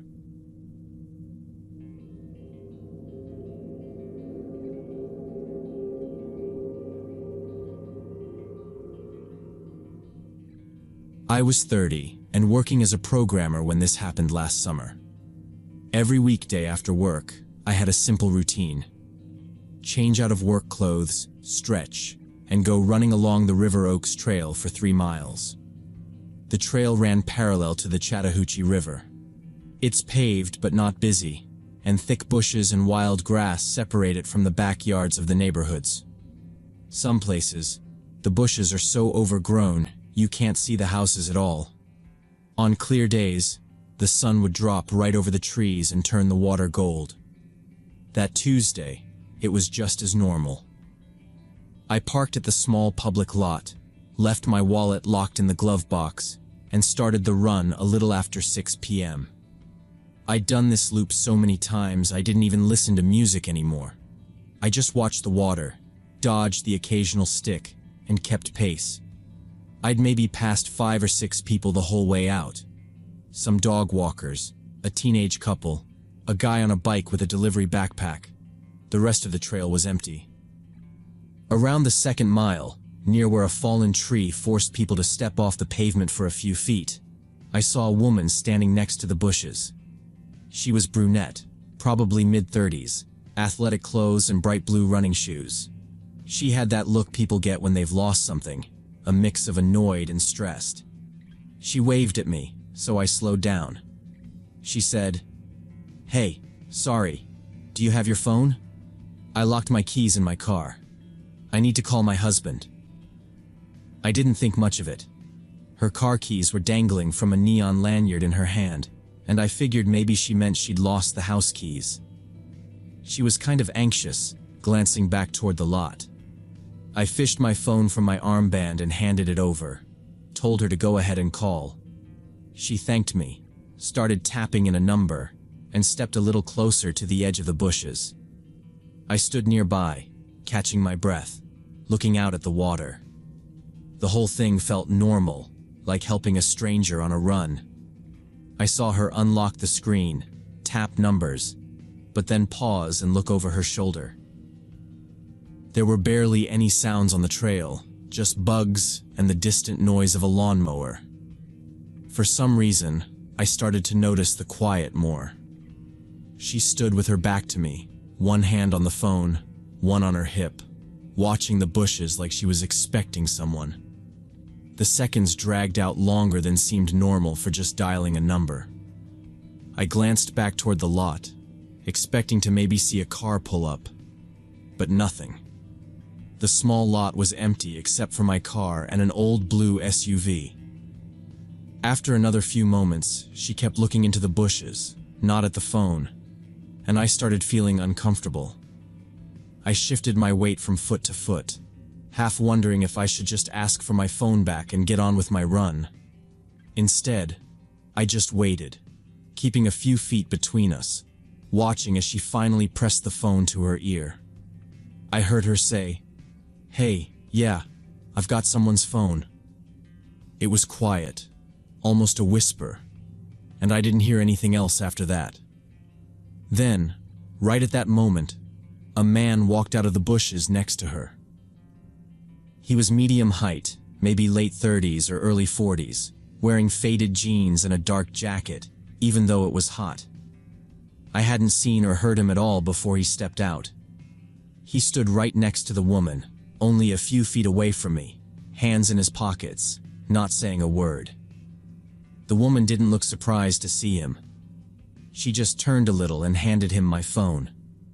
Neither of them introduced themselves or explained anything. The man didn't look at me at all. He kept his eyes on the woman, then glanced at my phone's screen.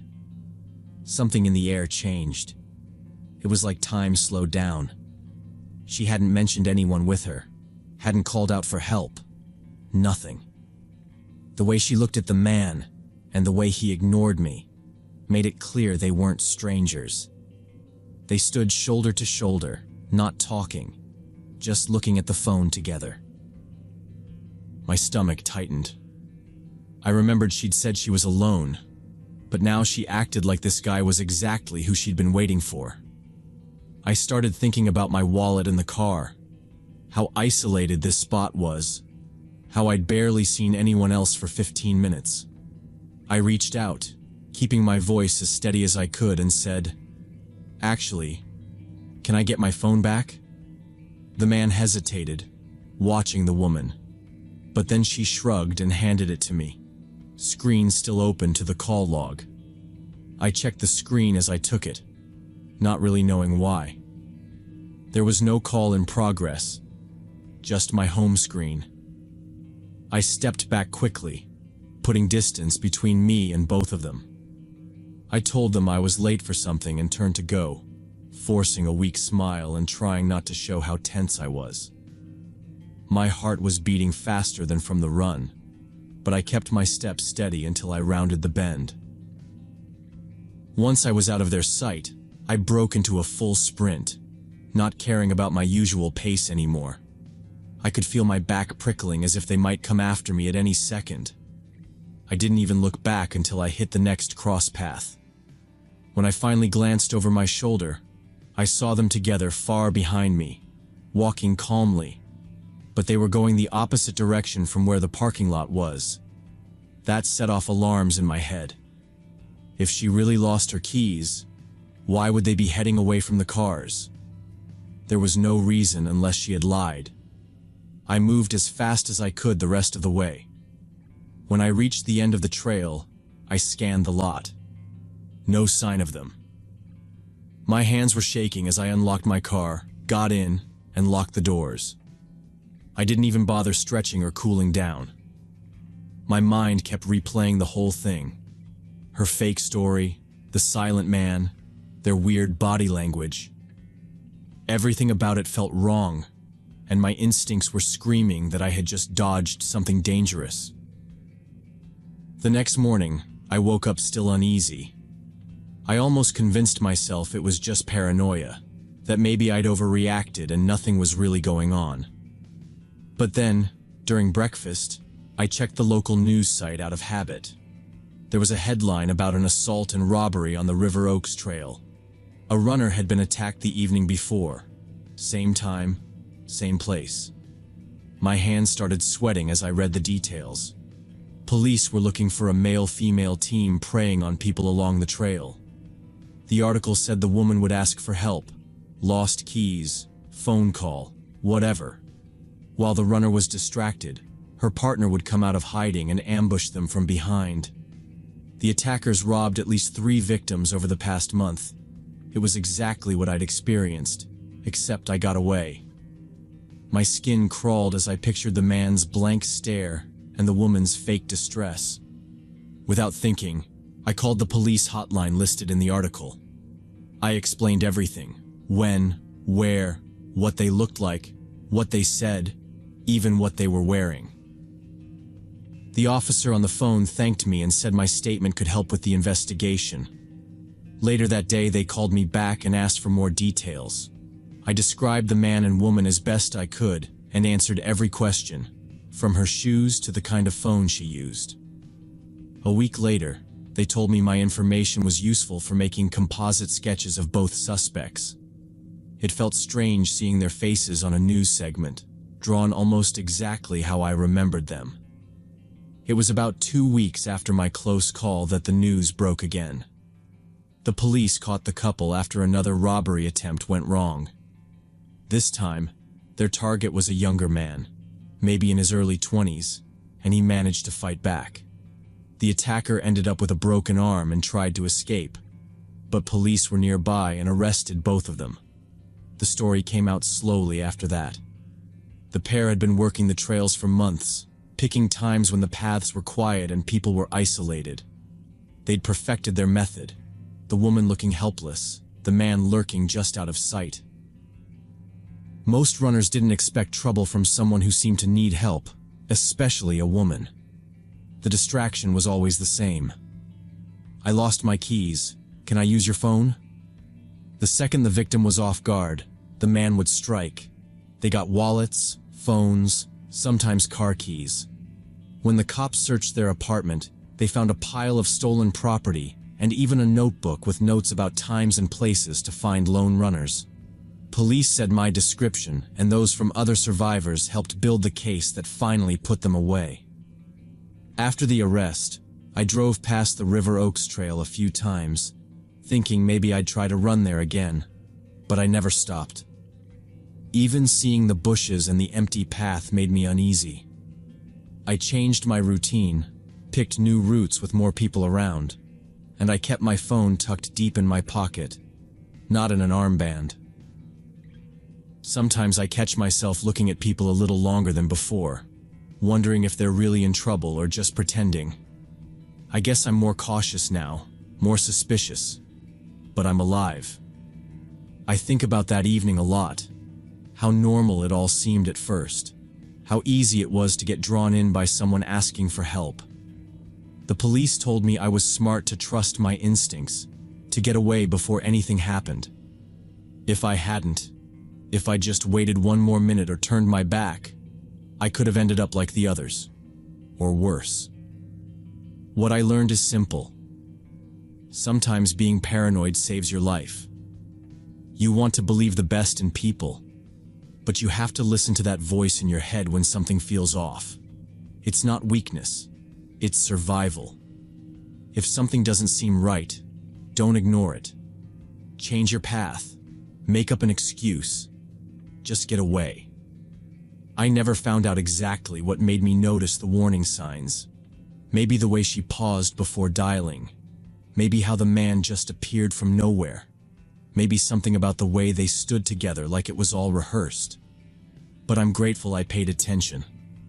The world isn't always safe, even in the middle of an ordinary day, even on a trail you've run 100 times before.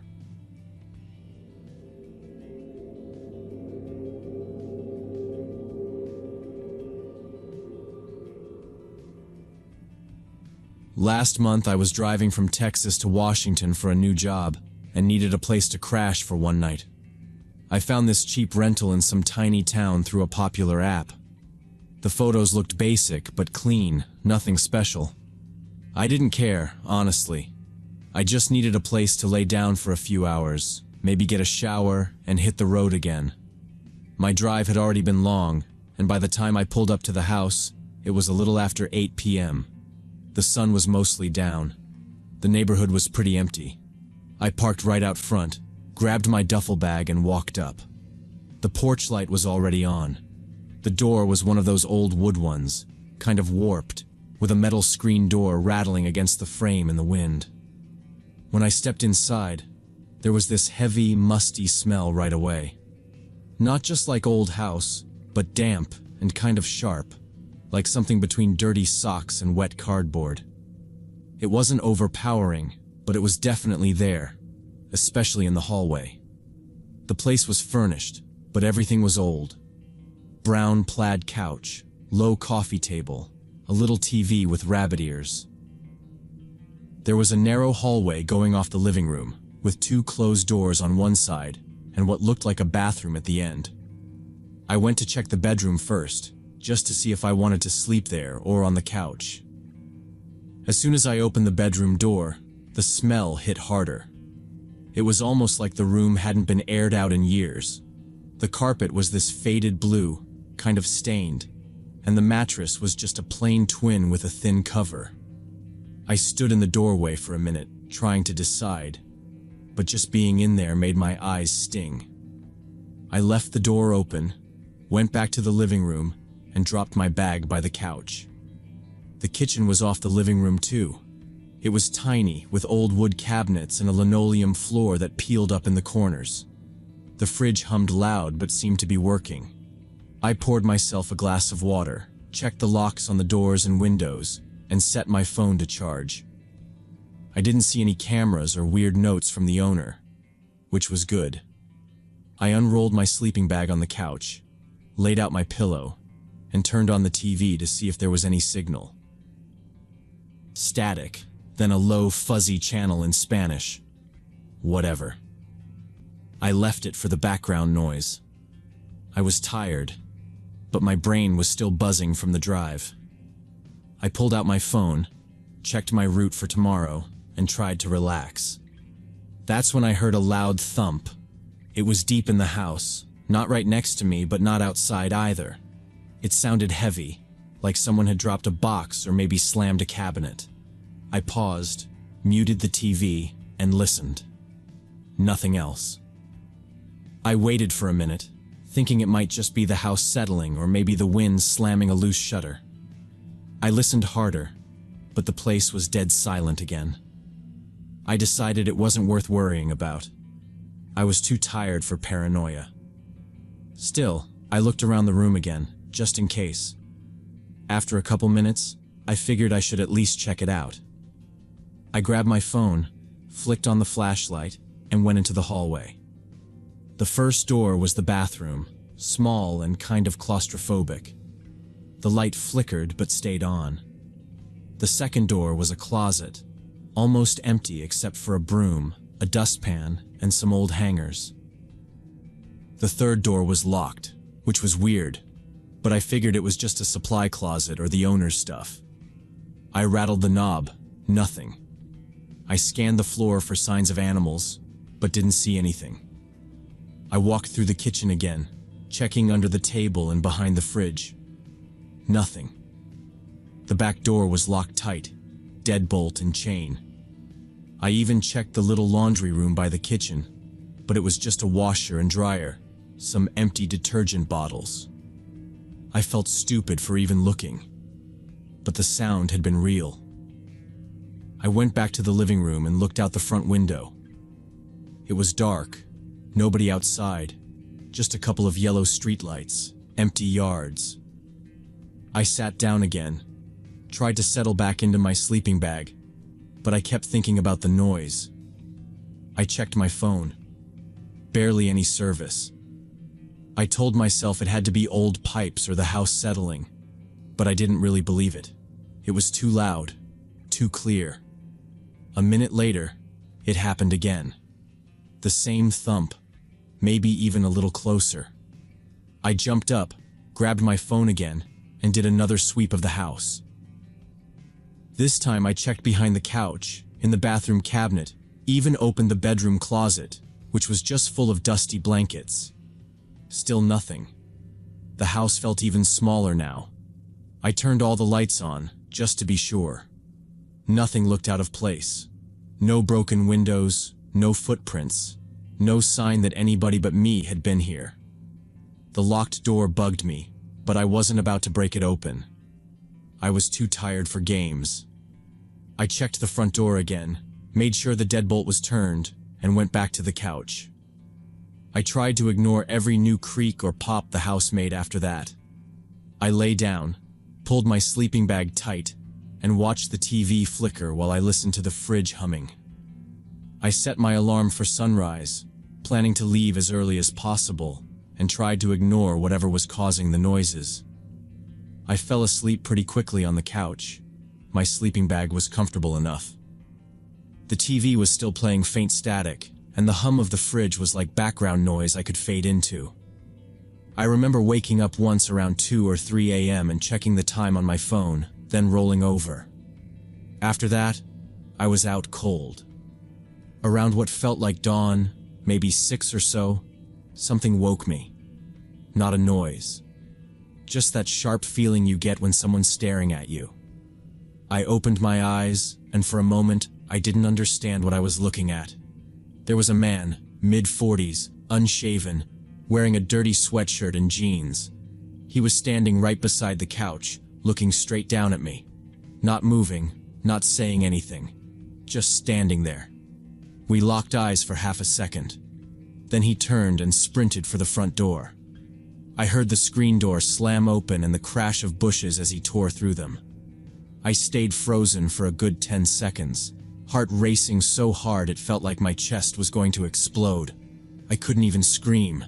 I just kept staring at the door. When I could finally move, I sat up and immediately grabbed my car keys off the coffee table. I was about to bolt out the door when something made me stop. I don't know what it was. Just this tight, uneasy gut feeling that I needed to check the house one more time before leaving. Like I needed to make sure he was really gone. I turned around and looked down the hallway again. That's when I noticed something that hadn't been there before. A pull-down ladder, halfway lowered from the ceiling. It wasn't obvious last night, probably tucked up tight. But now it was hanging just enough to notice.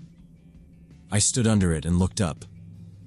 The square ceiling panel was ajar, not fully open, like someone had used it recently and hadn't pushed it back in all the way. I reached up, pulled the ladder all the way down, and grabbed my phone to use the flashlight. The first thing that hit me was the smell. Old food, sweat, something sour. The second thing was the sight of a sleeping bag spread out in the corner of the attic floor. There were piles of crumpled clothes, food wrappers, empty bottles. I saw a half-broken phone charger, some receipts, and what looked like a torn magazine or book pages. This wasn't a forgotten storage space. Someone had been living up here. For how long? I didn't know. I backed down the ladder slowly, trying not to make a sound. My hands were shaking as I reached the floor.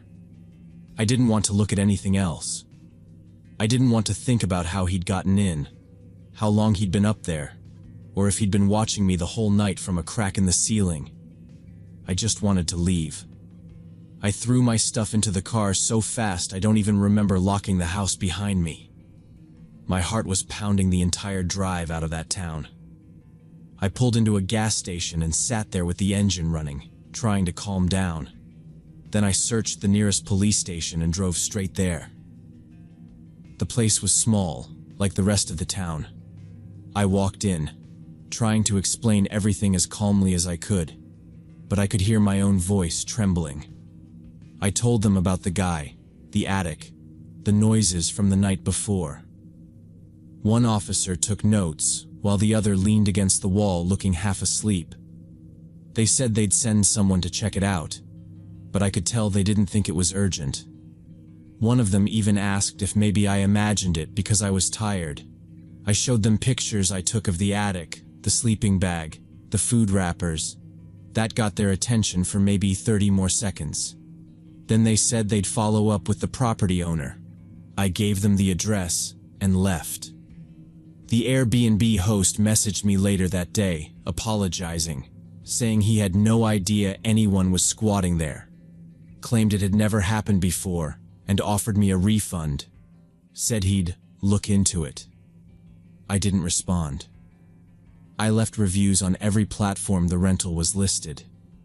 Not just about the man in the attic, but about the smell, the unlocked crawl spaces, how the house wasn't even safe to stay in. That should have been the end of it. But it wasn't.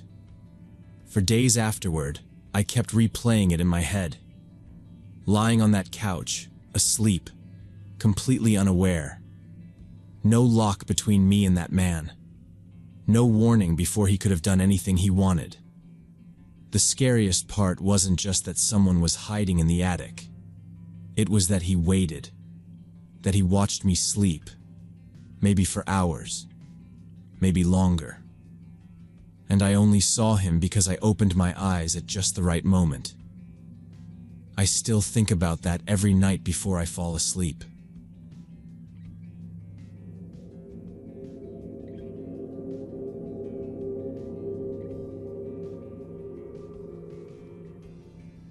I work the night shift at Pine Valley Motel off I-95 in Florida. It's a small place, just 22 rooms in a line with the front office stuck on the end. My shift is from 10 p.m. to 6 a.m., and I mostly just watch the desk, run the books, and hand over keys to truckers and travelers who come in late. The office smells like old coffee and cleaning spray, and there's a radio behind the counter that mostly spits static unless I put it on the Spanish station. Most nights, it's dead quiet, except for the highway noise coming through the double-paned glass. The parking lot is all cracked blacktop, with a couple burned-out lamps that the owner keeps promising to fix. Last Wednesday, around 2 a.m., the phone rang. The sound startled me because I'd been half asleep in the faded rolling chair, the way you get when you've been staring at nothing for too long. The call came up as unknown number, and when I picked up, a man's voice asked about vacancies. His voice was rough and low, and he kept pausing, like he had to catch his breath. I could hear an engine running in the background, a steady hum. I said we had rooms open, and he wanted to know if any were left at the back, furthest from the road. The question stuck with me. Most people wanted closer to the office and the lot, for their cars. Before I could answer, he said, "I'll be there soon," and hung up. 10 minutes later, headlights cut through the parking lot, sweeping over the broken asphalt. A white sedan with a busted taillight pulled in fast, jerking into a spot at the edge. The car idled for a long minute, and I watched from behind the glass door. Finally, the driver got out. A tall guy, maybe late 30s, with dark hair plastered to his face. His jeans and jacket were soaked, like he'd been walking through rain, but it hadn't rained all night. He kept glancing over his shoulder, back at the lot and the car, before he walked up to the door and buzzed. I noticed mud on his boots and water dripping from his cuffs onto the mat. He came inside, bringing the smell of wet clothes and sweat with him. He didn't say hello, just asked for the room, furthest from the road. His voice was steadier in person, but he never really looked at me. His eyes kept darting to the windows and the side exit. The way he hunched over the desk made me uneasy. It was a weird kind of nervous energy, like he was waiting for someone to follow him in, or for me to call someone. Still, we needed the business, and the rules said if someone had money and ID, we took it. No questions. I slid the check-in form across the counter and asked for a license. He reached into his back pocket, moving slow, like his arms were stiff. The ID he handed over was an old Florida driver's license, the kind with the turquoise background. The picture was him, but his hair was longer now and his face looked thinner. I checked the expiration. 6 months overdue. Technically, that was a problem, but a lot of travelers let their licenses go a little past, especially the ones who paid cash. I flipped it back and forth in my hand. He put down a credit card next, one of those blue ones that look fake. I ran it once, then again, and both times it came back declined. He didn't even flinch. Just started digging in his jeans and pulled out a wad of cash, most of it damp and creased. It was all small bills, but it added up. As I counted it out, I noticed his hands were shaking a little. There were raw scratches across his knuckles and dirt packed deep under his fingernails, like he'd been grabbing at something rough, maybe even digging. There was a bruise on his wrist, purple and yellow, just visible under his jacket sleeve. While I processed the paperwork, he kept watching the window, shifting from foot to foot. Every time a car passed on the highway, he tensed, then forced himself to relax again. I finished the form, stapled his cash receipt to the copy, and slid him the key to room 18, the last one on the far corner. He grabbed it and left without another word.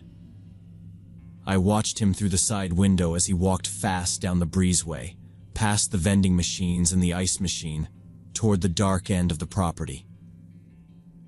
The white sedan was still running, headlights shining off into the scrubby patch of grass behind the lot.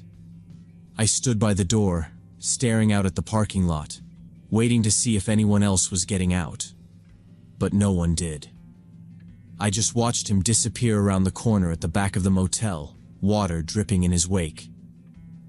About 10 minutes after he disappeared around the corner, I started to relax, figuring he just wanted to be left alone.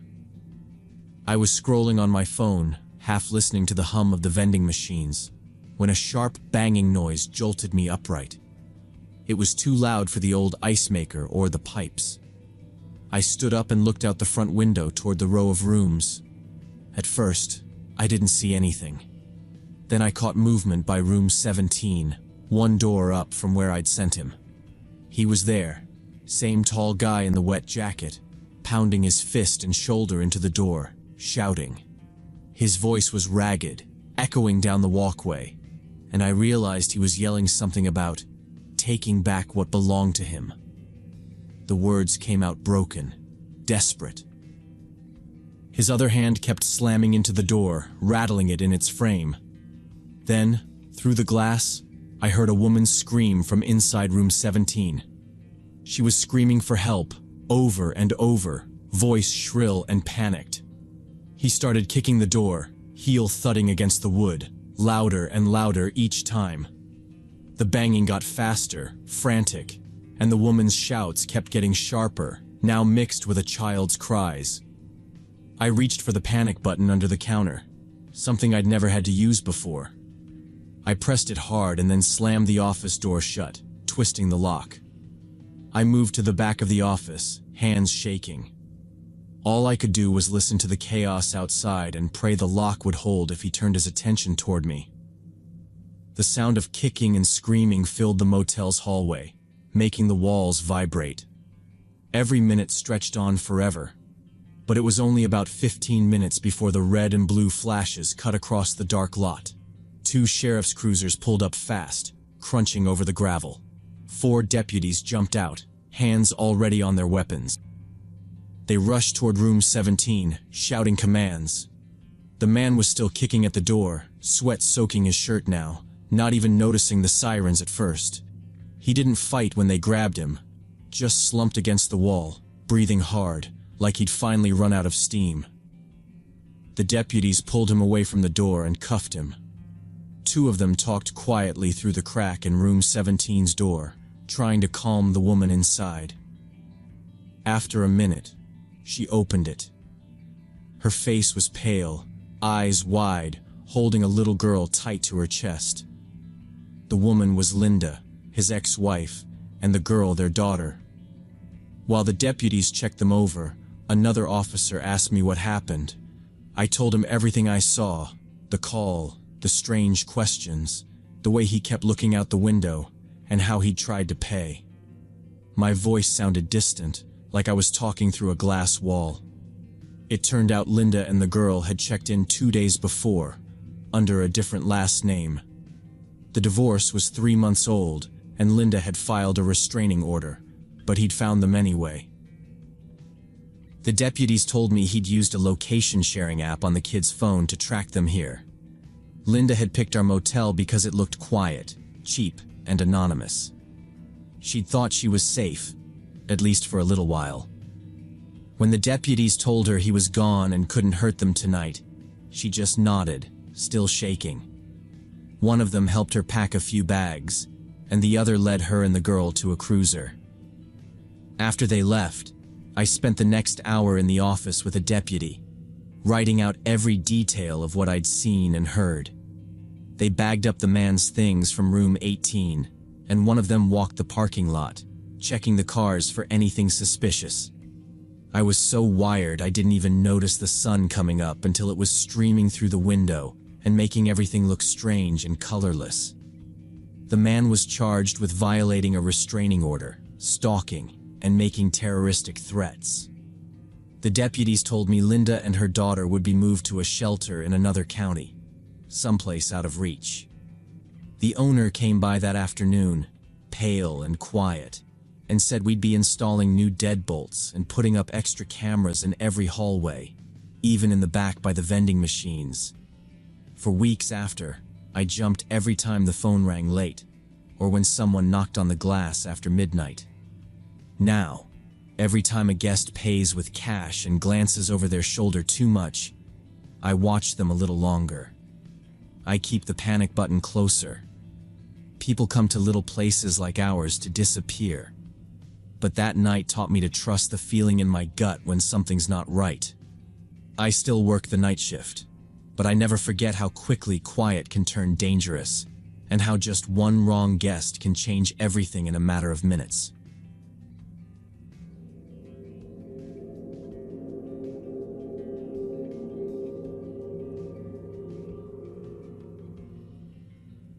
Last spring break, my buddy Brandon and I drove up to Crater Lake in the Cascades for a 3-day camping trip. We left campus around noon and took the back highways, winding through miles of dense green forest. It was raining most of the way up, that light drizzle that seems to stick to the windshield even with the wipers on.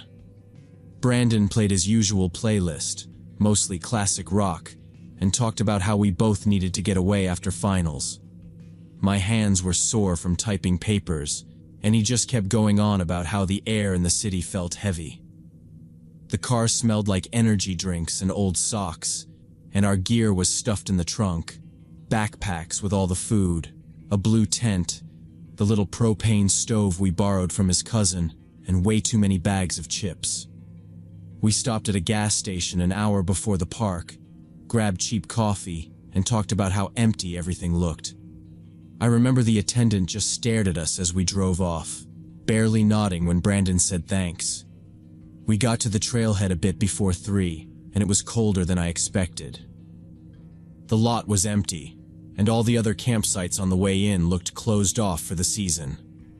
The trees there are massive, towering pines that cut out most of the sunlight, so it always feels a bit dim, even in the afternoon. We hiked about a mile in, our boots squishing into damp moss and needles, looking for a flat spot away from any big branches that could come down. There was a good clearing in a pine grove, maybe 100 yards from the water's edge. You could see the lake through the trees, just a slice of dark blue between all that green. The only sound was the wind, some crows, and the low hum of insects. We got the tent up quick, laid out the sleeping bags, and set the cooler near a fallen log. Brandon started working on the camp stove, grumbling that the propane wouldn't fit right, while I grabbed my hatchet and went looking for firewood before it got dark.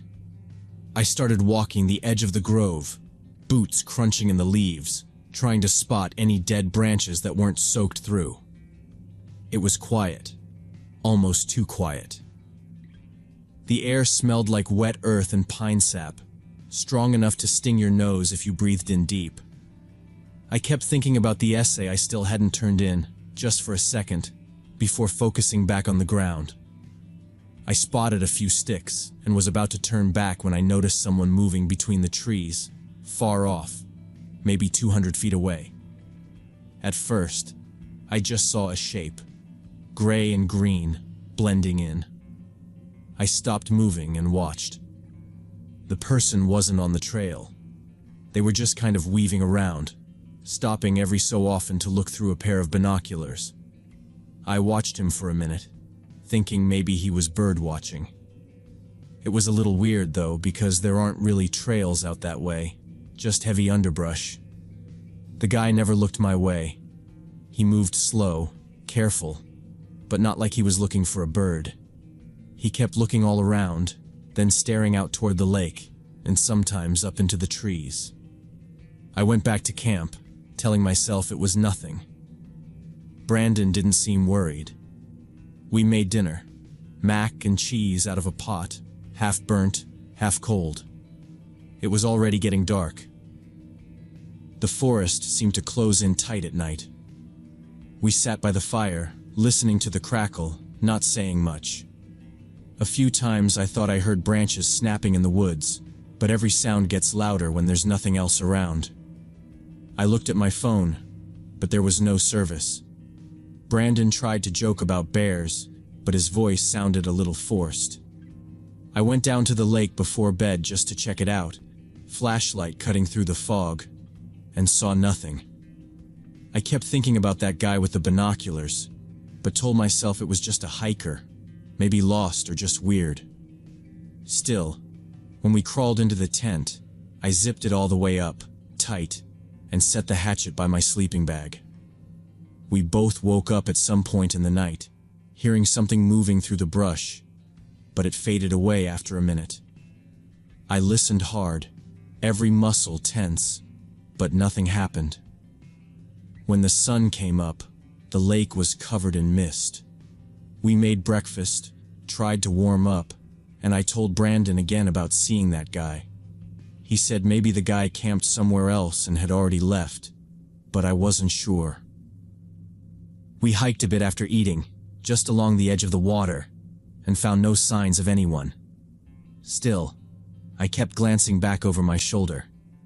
The forest felt emptier than before, but also watched, like every sound bounced around, impossible to tell if it was animal or something else. After dark that second night, we sat by the fire, both of us jumpier than before. The wind was picking up, making the trees creak and groan overhead. Then, out of nowhere, we heard footsteps on the trail leading up from the water. I could see a shape coming through the shadows, someone in full camouflage, head to toe, blending in so well it was hard to spot him until he was right by the edge of the light. He stepped forward, hands open, and said, "Hey there, you guys mind if I ask you something?" His voice was calm, maybe 40 years old, deep lines in his face. He said his name was Tom, and that he was out here hunting. He stood just at the edge of the firelight, not coming too close.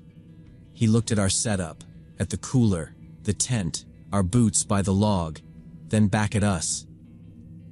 He didn't have a rifle though, or any real gear. No backpack, no vest, nothing but the camo clothes and a hat. He asked if we knew how to get to Diamond Lake, acting like he was lost, but the way he said it was off. Diamond Lake was the next basin over, but we were only a few hundred yards from Crater Lake itself. Any local, or anyone who actually hunted out here, would know that right away. Brandon gave him rough directions, but Tom just nodded, staring past us at the fire, at the lake beyond. I noticed he wasn't carrying anything but the binoculars I'd seen earlier. His questions started to get stranger after that. He asked how long we planned to stay, what trail we came in on, and whether we'd seen anyone else around. He kept glancing at the tent and the cooler, eyes lingering too long on our gear. Brandon said, "Just here for the weekend, haven't seen anybody else." Tom didn't react, just kept looking around like he was trying to see if anyone was hiding in the trees. The whole time, I could hear the wind whistling through the branches above us, but it felt like the air had gone still. He shifted from foot to foot, asked if we'd had any trouble with animals, then if we'd heard anything strange last night. Every question was more specific than the last, and the way he asked felt wrong, too interested in the details. I tried not to look nervous, just poked at the fire and watched his hands. He didn't leave right away, just stood there, looking between us, then back over his shoulder, like he expected someone to show up. The fire popped, sending up sparks.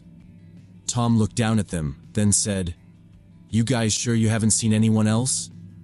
And waited, eyes locked on mine, not blinking. Tom asked if we had any way to call for help, like a satellite phone, or if anyone knew exactly where we were camping. He sounded casual, but there was an edge to it. Brandon and I both shrugged it off and said our phones didn't work out here, which was true, and that our parents just knew we were at Crater Lake somewhere. We tried to keep things vague, not wanting to tell him anything useful. Tom didn't ask anything else for a minute, just stared at the fire, hands deep in his jacket pockets. He looked back over his shoulder, then at the sky, and finally said he should get moving before it got too late. He didn't say goodbye, didn't thank us, just faded back into the shadows. I watched the trees where he disappeared until I couldn't see any more movement. Brandon and I waited a few minutes, listening, but everything went quiet. The wind picked up, rattling the tent, and the fire started to die down. We both looked at each other, and neither of us had to say what we were thinking. Something about the whole thing was just wrong. Brandon kept glancing at the trail, and I started picking up anything that could be used as a weapon. A hatchet, the heavy flashlight, even the metal rod for the tent. Brandon said, "Let's just stay up for a while. We'll do shifts." I nodded and said I'd take the first one. He got into his sleeping bag, boots still on, and zipped up. I sat by the fire, knees up, watching the shadows between the trees, every muscle tight. Every so often I'd think I saw movement, but it was just branches shifting in the wind. The sky was overcast, no moon, just deep black above. An hour went by, then 2. Nothing. But after midnight, the air felt different, heavier, colder. I kept the fire going, poking at it now and then, listening for footsteps or voices. My heart was pounding every time I heard a twig snap or a gust of wind. I kept looking over my shoulder, sure there were eyes in the darkness. When it was Brandon's turn, I shook him awake and told him to keep his ears open. He nodded, face pale in the firelight, and I crawled into the tent, boots still on, hatchet in my hand. Sleep didn't come. I stared at the thin nylon, waiting, every sound making me jump. Time seemed to slow down to nothing. Sometime around 2 in the morning, I heard the soft crunch of footsteps outside the tent. Slow, careful, circling. I stopped breathing and listened. Brandon must have heard it too, because I felt him shift and press against the wall of the tent, holding his breath. The steps went around the tent once, then again. I could see a shadow moving through the moonless dark, just a darker shape against the faint orange of the dying fire. Someone crouched down by our gear. There was a soft rustle of zippers and the metallic clink of something being picked up. Brandon didn't move. I could hear my own heartbeat in my ears. The shadow paused, stood, and moved to our cooler. More rustling. He was searching through everything, silent except for the occasional shift of weight or soft grunt. Brandon and I didn't have to say anything. We each grabbed our flashlights and counted quietly to 3. I unzipped the tent and lunged out, flicking the light right in the guy's face, yelling as loud as I could. Brandon jumped out behind me, doing the same. The man jerked up, eyes wide, and for half a second I saw it was Tom. Same camo, same binoculars, hands full of our food. He bolted instantly, dropping half the stuff, and crashed through the undergrowth, branches snapping as he pushed through the thicket. Brandon shouted after him, but he never looked back. We kept the lights trained on the trees, but he was gone within seconds, the only sound his frantic running fading into the dark. We didn't talk much after that, just packed up anything worth keeping and threw the rest into our backpacks. The fire was out by then. The night was dead silent except for the wind and our hurried movements. We decided to wait it out together, sitting back to back with our flashlights ready, weapons close by, until the first sign of dawn. I kept listening for more footsteps, but nothing came except the creak of the trees and the soft rush of the lake against the shore. Every once in a while, I thought I heard something, but it was just the forest settling. As soon as the first gray light came through the branches, we started breaking down camp. No breakfast, no coffee, just rolled up the tent and shoved everything into the car. The woods were cold and empty, and every step away from that grove felt like relief. Brandon looked over his shoulder every few seconds, but we didn't see anyone. The trail felt longer than before, every sound amplified in the early morning. I kept checking the path behind us, but there was no sign of Tom or anyone else. When we finally got back to the car, my hands were shaking so bad I dropped the keys. The lot was still empty, our car the only one. We loaded up fast, slamming doors, locking everything. I checked under the car, behind the trees, but nothing. We didn't even talk until we hit the main road. Brandon just stared out the window, jaw tight. I kept replaying everything. What Tom asked, how he moved, the way he stared at our tent and our gear. It was obvious by then. The guy hadn't just been lost or hunting. He was checking us out, seeing what we had, asking if we could call for help, figuring out if we were alone. On the drive home, we talked it through, piecing together what had happened. Tom had been watching us since the afternoon, circling the camp, trying to see if we were vulnerable or worth the risk. When he realized we didn't have a way to call for help, no one knew exactly where we were, and we didn't have any backup. He must have decided to try something. He was after food, maybe gear, maybe worse. The fake hunter story was just a way to get close and gather information. The way he kept asking about other people, checking if we'd seen anyone, was him making sure we were alone.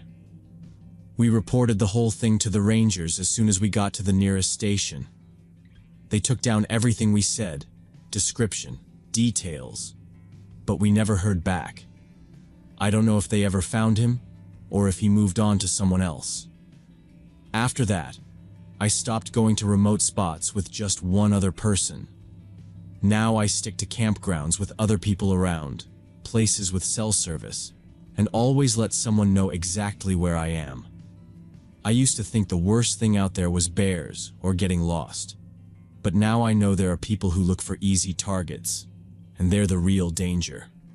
Some wilderness trips just aren't worth the risk, not because of animals, but because of the kind of people who blend into the shadows, waiting for you to let your guard down.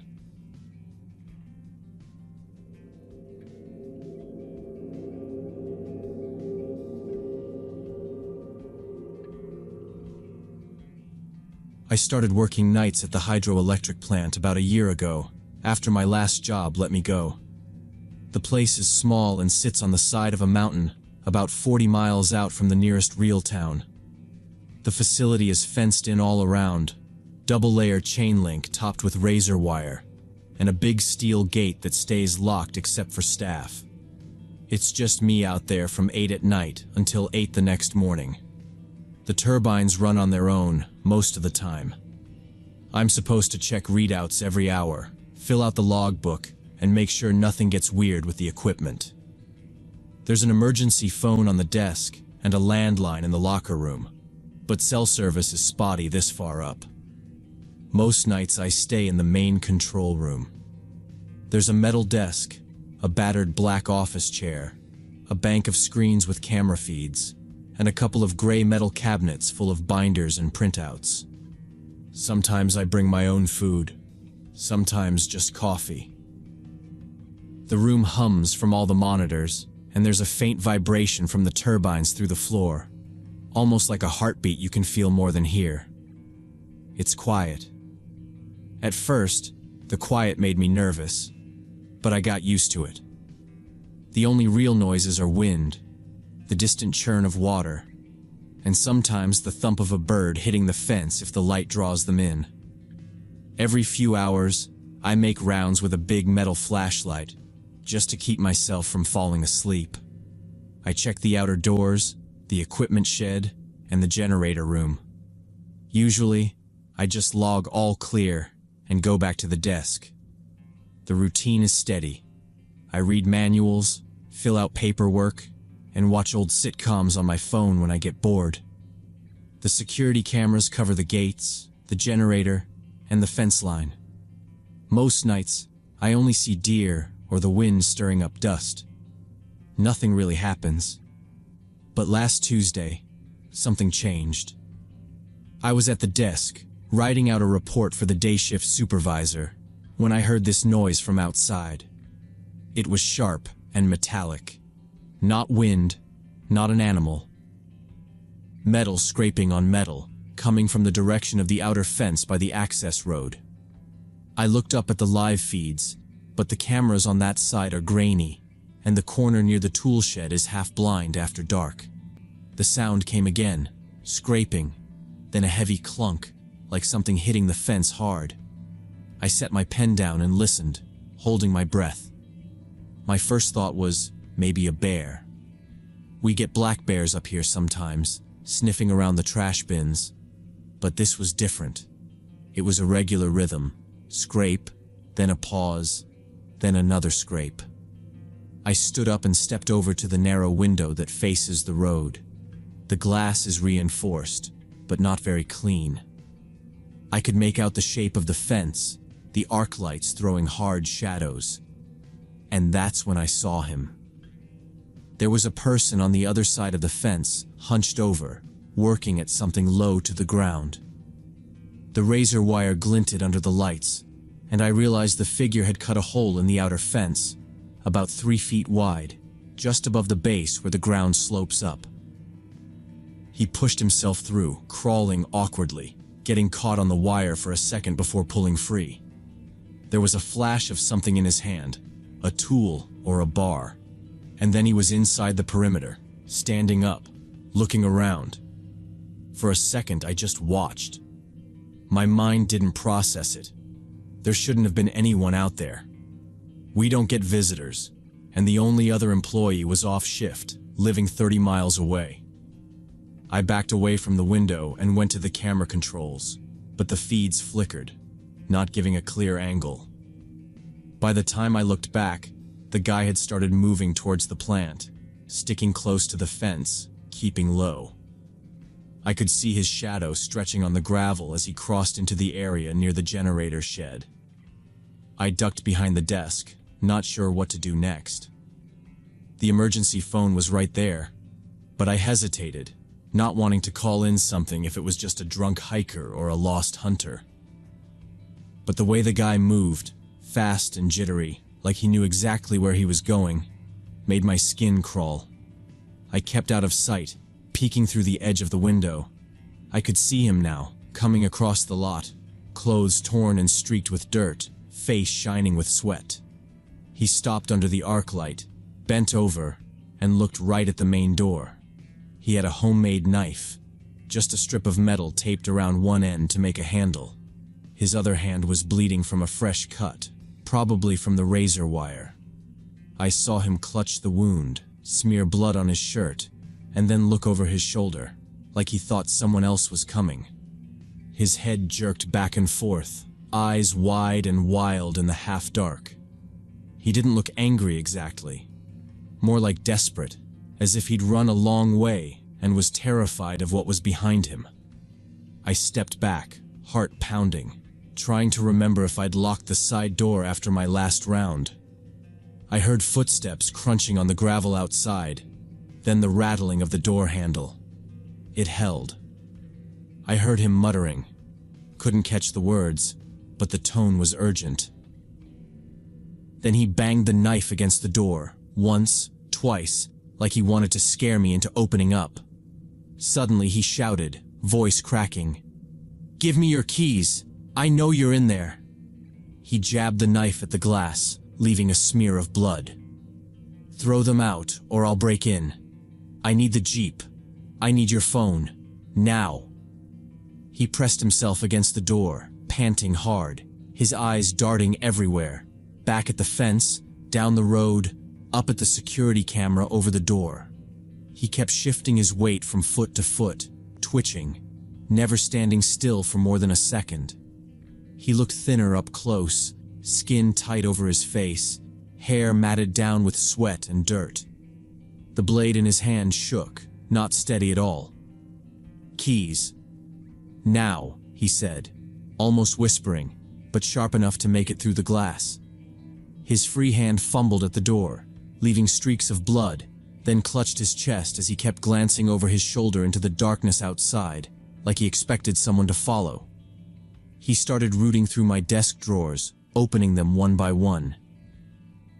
He found the toolbox I keep under the desk for quick repairs: duct tape, spare batteries, screwdrivers, a flashlight, and a half roll of electrical tape. He grabbed the tape and looked at me, breathing hard, his eyes all glassy and wild. "Don't make this worse," he said, voice thin and shaking. He motioned me away from the desk with the knife. I did what he asked. He told me to sit in my chair, then yanked my arms behind my back. He wrapped the electrical tape tight around my wrists until the circulation started to go numb, then wound it around the arms of the chair. The whole time he kept apologizing under his breath. "Sorry, man. I'm really sorry.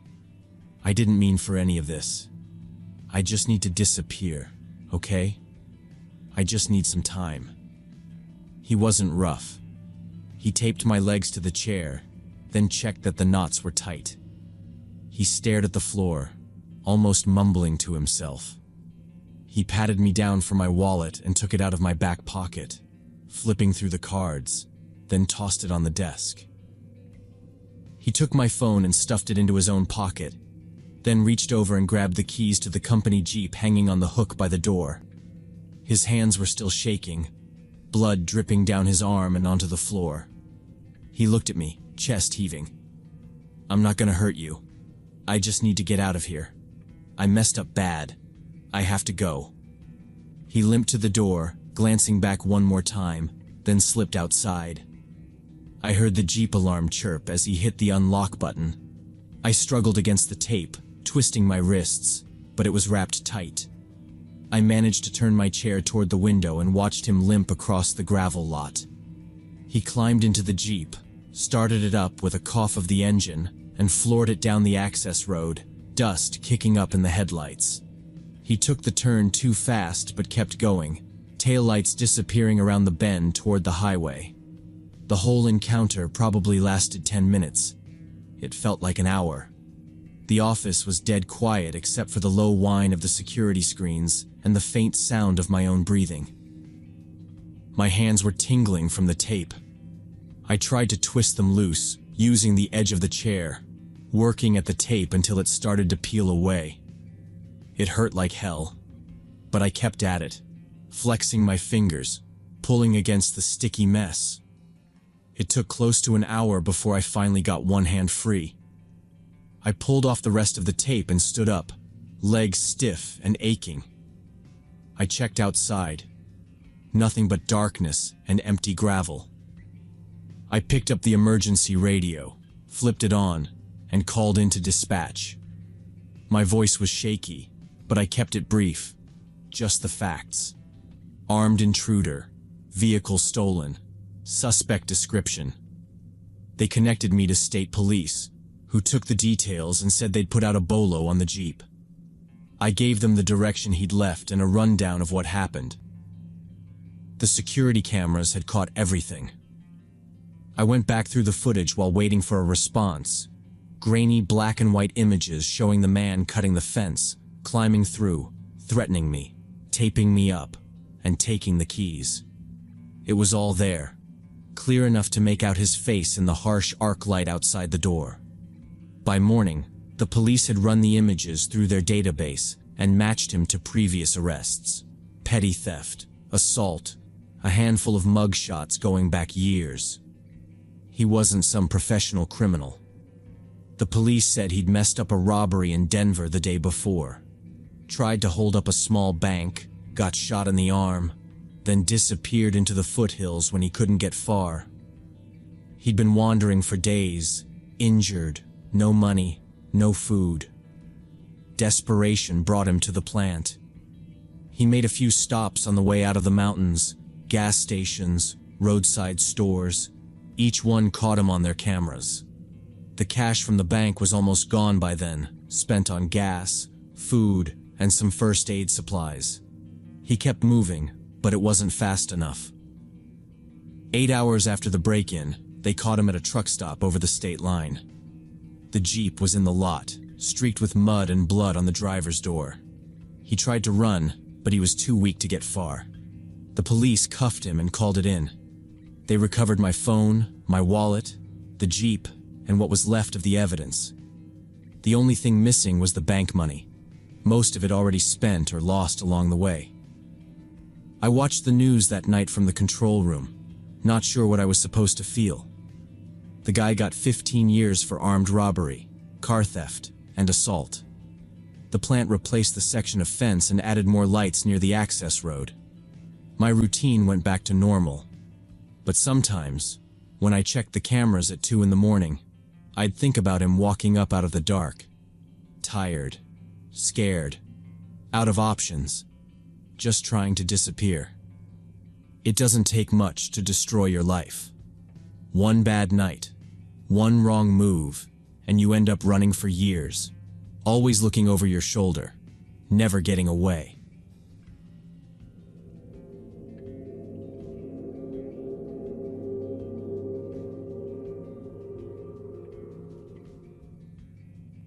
When I was 28, I was the manager of a grocery store in this rundown strip mall out on the edge of town. It was one of those big, windowless places with buzzing lights and stained linoleum floors. I'd been there almost 2 years, and even though the hours sucked, it felt like a steady job. I always opened at 5 a.m., which meant I'd get there while it was still pitch black out, fumble with my keys at the back door, and go in alone before my staff arrived at 6. Most days started exactly the same. That Tuesday morning, everything looked normal at first. Parking lot empty except for a couple of dented cars left overnight. The humming from the big fridge units out back. My key stuck a little in the door, like usual. But when I got inside and clicked the lights, I could feel the stale chill of the place settle on me. I went through the loading area, checking the freezer doors, then down the narrow hallway toward the office. That's when I noticed the office door was unlocked. I stopped and looked at it for a second. Brad, our closing manager, always locked up after counting out the register drawers. He's the kind of guy who double-checks things, especially after he got written up for leaving the back gate unlatched last spring. So, seeing that door cracked open made me pause. I figured maybe he was tired or rushing to leave. There was no sign of forced entry, nothing obviously wrong, just that little metal lock hanging loose. I told myself it was nothing, just Brad spacing out, and stepped inside the hallway. The air felt stuffy and still. My shoes squeaked on the cheap carpet. That's when I heard something. like papers being shuffled around. It was coming from Linda's little cubicle in the back corner, the accounting spot with the overstuffed filing cabinet and the broken plastic chair. I slowed down, holding my breath, thinking maybe Brad had come in early for some reason, but it was way too quiet. I walked up to the doorway, my heart thumping a little faster, and peered inside. There was a guy bent over Linda's desk, his back to me, wearing a black hoodie with the hood pulled up. He was digging through a pile of folders, spreading out sheets of paper on the desk. For a second, I just stood there, my hand frozen on the doorframe, not even sure what I was looking at. The guy didn't seem to notice me. He moved quickly, not rummaging like someone who's lost, but sorting like he knew what he was looking for. There was this weird feeling in the pit of my stomach, like something was off. It wasn't just a kid looking for cash or an addict after loose change. He was too calm. I was still trying to decide if I should shout or back out and call someone when he turned around. He pulled the hood down a bit and I saw his face. For a second, I couldn't believe it. It was Ricky Thompson. He used to work for me as a cashier. We'd fired him about 6 months ago for stealing from the register, after a whole mess of shortages and a couple of weird late shifts. The last couple weeks before we let him go, he'd started acting strange, coming in early, hanging around after his shift ended, always asking to stay late or cover for other people. It was clear now he'd been up to something all along. But seeing him there, in the office, caught me so off guard I just stared. Ricky looked at me and grinned, like we were old friends bumping into each other at the gas station. He held up one of the bank statements from Linda's desk and kind of waggled it at me. I stepped back, my foot catching on the edge of the carpet, trying to put some space between us. Ricky's smile faded and he reached into his pocket. That's when he pulled out a folding knife, the kind you buy at a hardware store. He flicked it open and pointed it at me, still holding the bank statement in his other hand. "Don't even think about leaving," he said, his voice flat and calm, not loud, but not quiet either. I froze, my hand half raised, not sure what to do. I took another slow step back toward the door, but Ricky moved with me, the knife steady, blocking my way. He told me again, not raising his voice, not shouting, just matter of fact, I wasn't going anywhere. As soon as Ricky stepped forward, I bolted.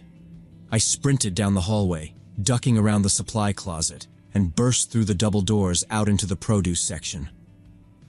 My shoes slipped a little on the waxed floor, but I kept going, my breath burning in my chest. Ricky came after me, footsteps echoing hard, shouting my name like we were old friends playing some twisted game of hide and seek.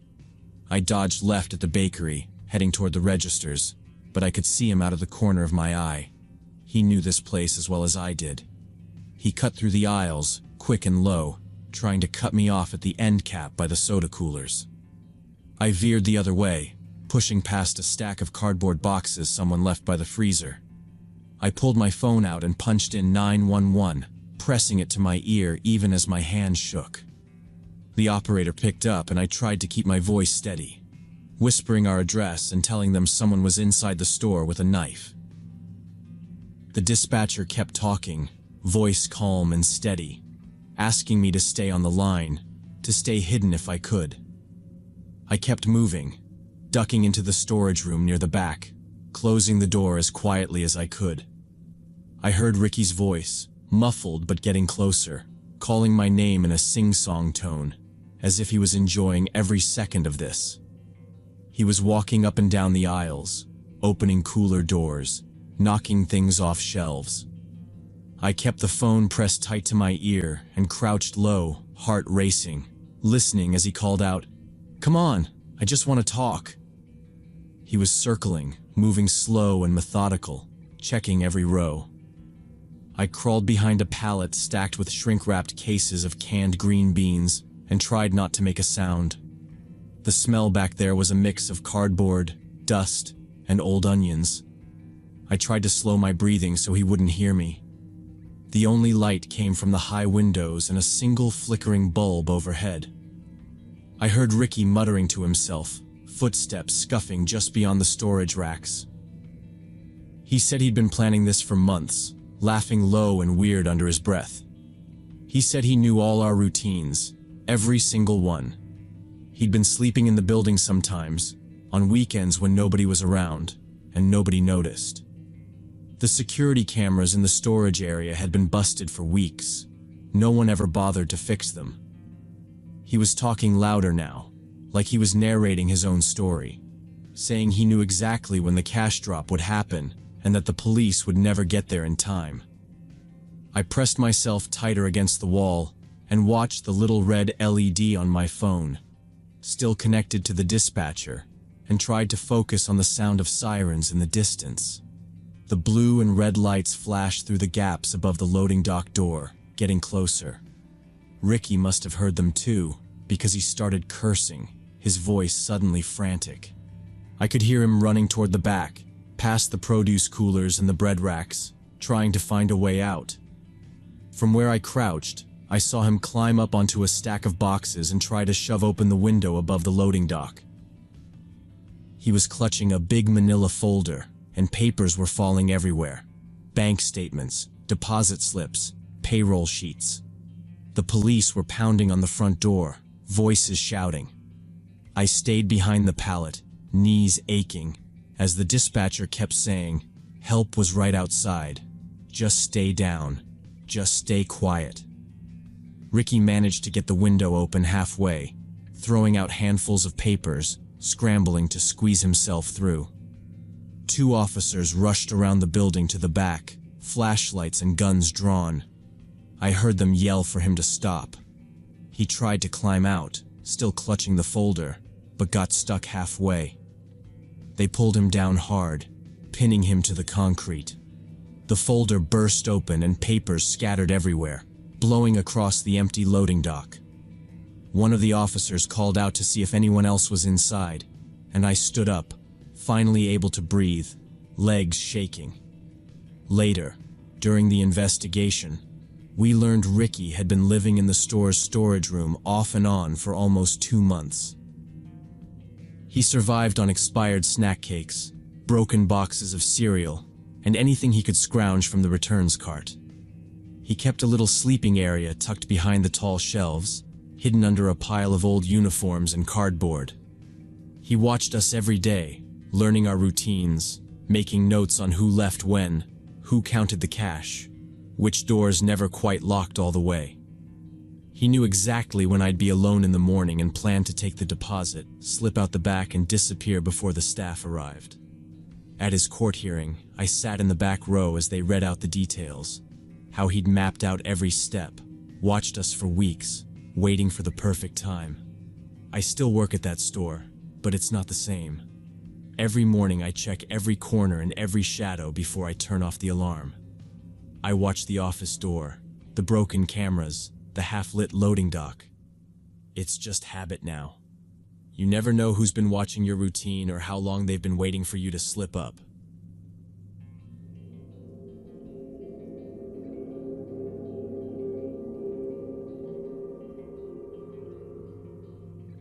I was still in uniform when dispatch sent me to the Birchwood Apartments on a welfare check. I didn't know the name Carol Jenkins at all. Just another name on the sheet, another caller saying someone hadn't picked up their phone, and some neighbors moaning about music at all hours. I'd done maybe 50 of these checks before. It's usually a dead battery or somebody passed out from a hangover, nothing more. The building was one of those old 4-story brick boxes with narrow halls that always smelled like microwaved noodles and bleach.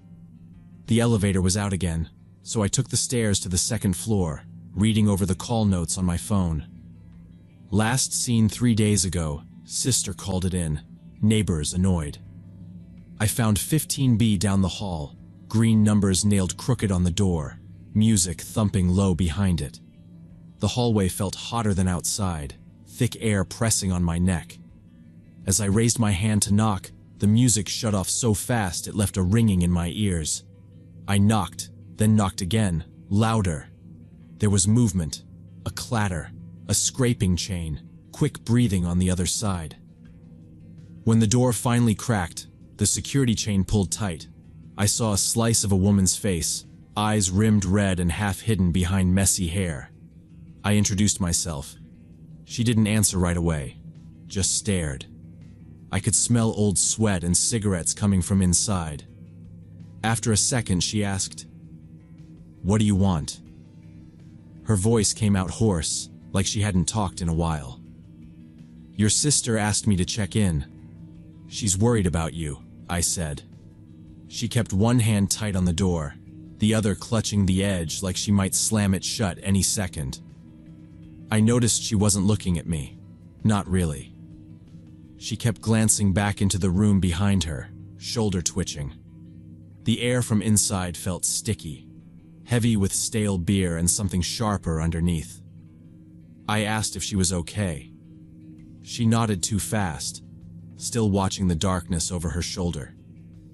The hallway was silent except for her fast breathing and the hum of the building's air unit rattling above us. "Are you alone in there, Carol?" I kept my voice low, trying not to sound threatening. She nodded again, but her eyes slid past me, scanning the hallway as if someone else might be hiding just out of view. I could see the edge of a dirty blanket on the floor and a stack of dishes piled on a chair behind her. There were marks on her arm, scratches, some red, some older. Her fingers were shaking on the door chain. She blinked hard, then said, "You can't be here. They don't like it when cops come around. I didn't call anyone." Her voice was thin, but the words tumbled out quick, as if she'd been rehearsing them. I asked if she needed any help, but she only shook her head again. "I just want to make sure you're safe," I said, keeping my hands at my sides. She still wouldn't meet my eyes. There was a crash inside the apartment. Something falling over, a bottle maybe. She jumped, knuckles white on the door. I asked again, "Is anyone else with you?" She mumbled no, looking past me toward the stairwell. I tried to see more through the crack, but it was mostly darkness and clutter. She started to close the door but paused, her eyes darting left and right. "They watch this place," she whispered, "from across the street. I know they do. They follow me when I go out. Every day. I see them in the parking lot. You're not here to help. They send you to check if I'm still talking." She was speaking faster, breath hitching. The door was trembling in her grip. I told her I just wanted to talk, just to make sure everything was all right. After a long pause, she let out a shuddering sigh and undid the chain. The door swung open and I stepped inside, careful to stay where she could see me. The apartment was a mess. Old pizza boxes stacked in the corner, beer bottles rolling on the carpet, every surface covered with dirty plates, paper towels, and empty takeout containers. The smell was a slap, alcohol, sweat, something rotten. Curtains were duct taped to the window. The couch was flipped on its side, cushions torn open. Broken glass crunched under my boots as I moved. Carol hovered by the door, back pressed against the wall, hands moving over her arms. She looked smaller inside, bones sharp under her skin. Her hair was greasy and tangled. She glanced at the windows, then at the TV, which was unplugged and pushed up against the wall. "Don't stand by the window," she hissed, her eyes wild. "They can see us if you stand there." I stayed by the door, scanning the room. I asked her to sit down, but she just shook her head. "They follow me to work. They watch me every morning. I know it. Sometimes I see the same car. Sometimes it's someone walking. They pretend they're just out for a walk, but they're not. They want to catch me." She started pacing, barefoot over broken glass, mumbling to herself. I tried to calm her, saying I wasn't part of anything, that her sister just wanted to check on her. She stopped, whipping around, eyes narrowed. You have a radio. They can hear what you say. You tell them where I am." Her voice climbed higher, panic sharp. She rushed to the coffee table, grabbed a half-broken beer bottle, and pointed it at me with a shaking hand. "Don't come any closer. You're lying. You work for them. You all do." She backed into the corner, brandishing the glass, her chest heaving. I kept my hands up, open. "I don't want to hurt you. I'm just here because your sister asked. No one else." Carol didn't listen. She started yelling, voice breaking. "You're not a real cop. You're with them. You want to shut me up. That's why you're here." Her voice echoed through the apartment, raw and desperate. She waved the broken bottle at me, slashing the air. I could see her knuckles bleeding where the glass bit into her skin. Furniture blocked the way behind her. She had piled chairs and a lamp across the back door. The fridge was half open, food spilling out, the shelves nearly empty. In the corner, a phone charger dangled from the wall, unplugged. She kept screaming, backing further away, wild eyes darting around the room. I saw the blood on her hand and the torn fabric on her leg. "Stay away," she shrieked. "You're not getting me. You're not—" She tripped on a pile of magazines, nearly falling, but caught herself, still holding the jagged bottle out like a weapon. I didn't move. I watched her shoulders shake, her eyes tracking every move I made, sweat streaking her face. The smell of stale beer, garbage, and fear pressed in on all sides. I listened for sounds from the hallway, but all I could hear was her ragged breathing and the glass crunching under her bare feet. I tried to talk her down, but her eyes were glassy and distant, like she wasn't even hearing the words.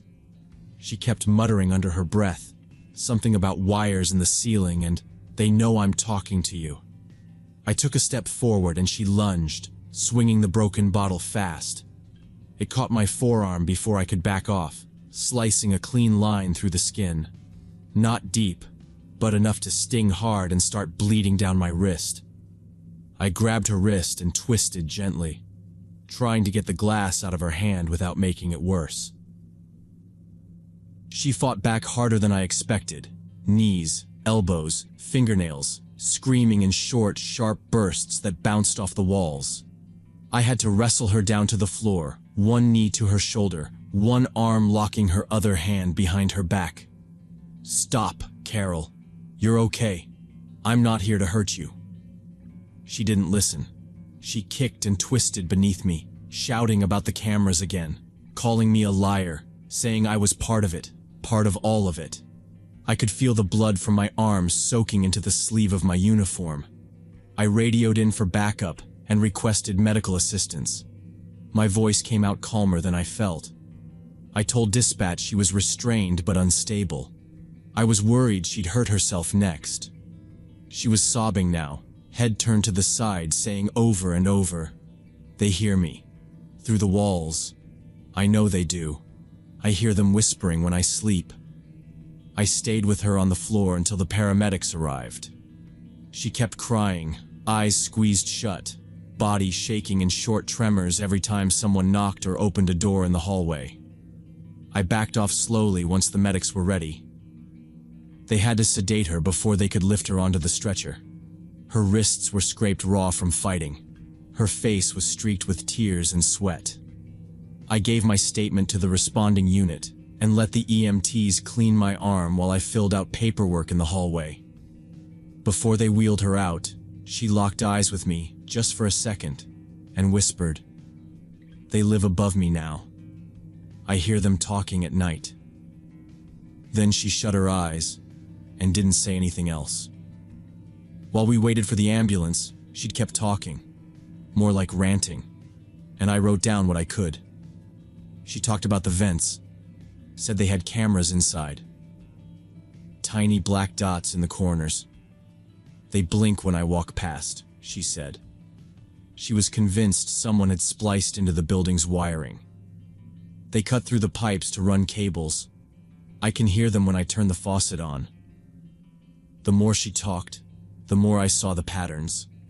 Her paranoia wasn't just random noise. She knew things. Her neighbors' names, their car models, their license plates.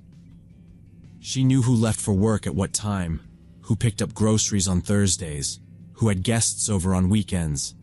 She'd memorized their lives like someone watching a series on TV. Apartment 15A always has the blinds shut. Why do you think that is? Huh? Think about it. Then she'd glance at the walls like they were listening in. She said they were punishing her, that she used to be normal until they found out what she knew. When I asked what she meant, she got quiet and just whispered, "You wouldn't believe me if I told you." I didn't press. The more she talked, the more I noticed how often she mentioned her old job. They fired me because I figured it out. They knew I was watching. That's when everything started.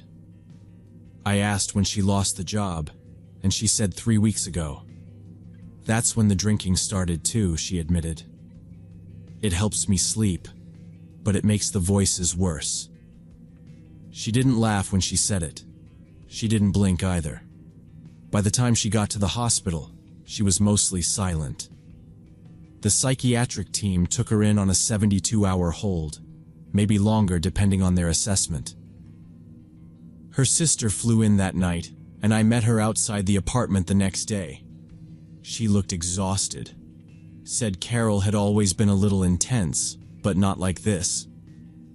She's been off for a while, she told me. I should have come sooner. She had a spare key and asked if I could wait while she cleaned up a little. Inside, the place looked even worse in daylight. Trash stacked in the sink, cigarette burns on the carpet, broken electronics shoved into a corner like they'd been dismantled looking for bugs. The bedroom walls were covered in notebook pages, lists of names, addresses, surveillance notes. Her sister just stood there, hands covering her mouth. 2 days later, I got a call from the building manager. He wanted to file a formal report. It's been building up for months, he said. Turns out, Carol had been slipping notes under neighbors' doors. Notes that said things like, "I hear you talking about me. I'm not stupid," and "Stop watching me or I'll call the police." Several tenants had complained, saying she followed them to their cars. One woman said Carol stood outside her door for an hour once, just breathing. Another tenant moved out 3 weeks ago because Carol started screaming at him in the laundry room. That was the same week she lost her job. The manager said they didn't want to evict her while she was clearly struggling. She always paid rent, never late. But man, she scared people. Her decline wasn't sudden. The drinking made things worse, but the fixation on the neighbors, watching, recording, writing, had started long before that. There were patterns to it, timelines. She had spiral notebooks full of observations, like she thought she was conducting her own investigation. When people call for wellness checks, they're usually worried someone's in trouble. But every so often, you get one like this, where the person in trouble is also the reason others are scared. Carol got help. She's in a facility now. Her sister calls in updates sometimes, tells us she's taking medication, says she's calmer. But I keep thinking about the notebooks, the cameras she imagined in the vents, the notes under doors.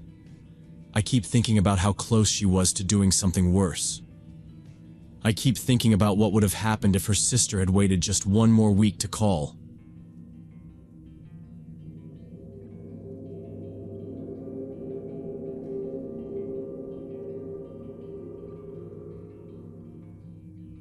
Last summer, I was driving from Texas to Wyoming to visit my family. I had about 1,000 miles to cover, and I'd done this trip before, but usually stuck to the main highways. This time I decided to take back roads once I got into Nebraska to skip all the construction and the endless line of semis. The first part of the drive was easy, flat, straight roads, not much traffic, and I liked having old country radio on in the background. By the time I reached western Nebraska, the sky was getting dark and a storm was rolling in. Not just a normal thunderstorm either. It started pouring, and it was the kind of rain that beats so hard against your windshield, you can barely see the yellow lines in front of you. My wipers were going as fast as they could, and it was still hard to see. I had to slow down a lot, and I started to worry about hydroplaning, since the roads out there don't have a lot of drainage. I kept looking for a gas station or a truck stop, somewhere to pull over and just wait it out. But there was nothing but empty fields, and a couple old barns sitting back from the road. The last town I passed was probably 50 miles behind me. My gas gauge had been dropping, but I'd figured I'd get to the next decent-sized place before filling up. Now it was hovering just above empty, and the rain was only getting worse. It felt like I'd miscalculated. My phone didn't have a signal, and the GPS was frozen on the same stretch of road I'd been on for the last half hour. The highway was starting to look more and more rural, with potholes and gravel at the shoulder, and every mile I drove, the less sure I felt that I was going the right way. I remember passing a sign that was so faded, I could only make out the word gas and an arrow pointing off to the right. It was the first sign of any kind I'd seen for an hour, so I took it without thinking much. The road it led me down was pure gravel, kicking up wet dust behind me, and it twisted through a small patch of trees before opening up to a wide, empty lot. There was a single-story building with a flat roof, the kind of gas station you'd see in an old movie, and 2 gas pumps out front. Both were covered in rust, and the lights overhead flickered as the wind blew the rain sideways. A few cars might have been parked along the side, but it was hard to tell in the gloom. The station's sign was cracked, and most of the letters were missing, but I could still make out service and food. I parked under the overhang near the pumps and waited a few minutes, just listening to the rain drumming on the roof. My hands were clenched on the steering wheel, and I kept checking my mirrors for other cars, but no one else came down the road. The lot was covered in puddles that looked almost black in the dying light. I tried the gas pump on the right first, but the nozzle was taped up and the digital screen was dark. The left pump wasn't much better. The display flickered when I pressed a button, but then died completely. I looked for a card reader, but there was just a slot with a broken flap hanging loose. I tried jiggling the nozzle anyway, just in case, but nothing happened. The handle was cold and slick, and when I lifted it, I saw a line of spiderwebs stretched across the gap where the hose met the pump. At this point, I was starting to get really uncomfortable. The rain wasn't letting up, and my gas light had finally turned on. There were no other cars around. I saw a faint yellow glow coming from the windows of the station's convenience store, so I grabbed my wallet and ran inside, pulling my jacket over my head. My shoes squelched on the wet concrete as I hurried through the door. Inside, the lights were on, but most of the store was a mess. There were rows of empty metal shelves, some toppled over, and scattered boxes of chips and candy, their bags torn open. A few coolers lined the wall, but the doors were hanging open, and the inside was dark. The air had a heavy, musty smell, like old mop water, and something burned. There was no one at the counter. Behind it, there was a door leading into a back room, and that's where I noticed a strange glow. Someone had plugged a lamp into a wall socket in the back, and it cast this weird yellow light onto the floor. The lamp looked homemade, built from old pipes and a car battery, and the cord snaked out across the floor through a pile of broken glass and spilled soda bottles. At first, I thought maybe the place was just closing down, or they were remodeling, but the more I looked, the less sense it made. The register was open and empty. Half the ceiling tiles were missing. There was an old microwave on the counter, door dangling, and beside it a pile of dirty dishes and cans. Whoever was using the back room wasn't trying to hide it either. There were plastic grocery bags full of clothes stacked against the wall, and a mattress in the corner, half covered by a greasy blanket. On the counter, I saw a stack of cheap instant noodle cups and a few dirty plastic forks. Someone had been living there for a while. That's when I realized I hadn't seen or heard another person since I'd pulled up. No one in the parking lot. No one behind the counter. I stepped back and listened, but all I could hear was the rain hitting the windows and a faint buzzing from the lamp in the back. I felt my skin crawl. The place was abandoned, but it wasn't empty. Someone had made it into a home, and they were probably still around.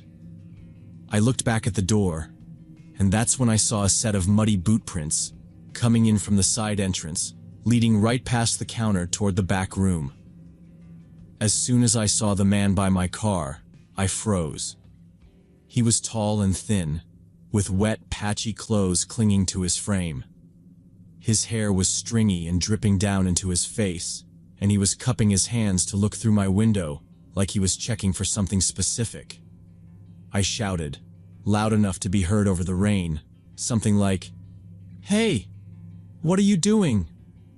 He didn't turn around. But the second I spoke, another guy came sprinting out of the gas station, his boots splashing through the puddles, heading straight for me. His face was pale and tight like he hadn't slept in days. His arms were swinging fast, and I saw something long and dark in his hand, maybe a crowbar or a tire iron. I didn't wait to see more. I ran straight for my car. The first guy finally noticed me and started yelling, but I didn't stop. I slammed into the driver's side door, yanked it open, and dove in. Before I could close it, the second guy was right there, slashing the side of my car with whatever he was holding. I got the door shut just as he hit it again. I started the engine, tires spinning on the wet gravel, and punched the gas. The car fishtailed but then caught traction and shot forward.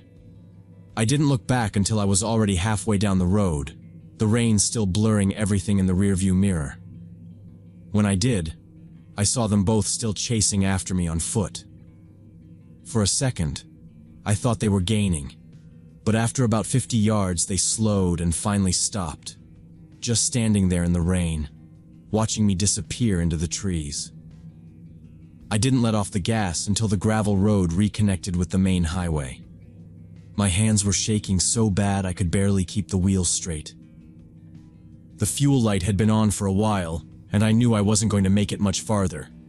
I tried to calm down, hoping I'd hit another town soon.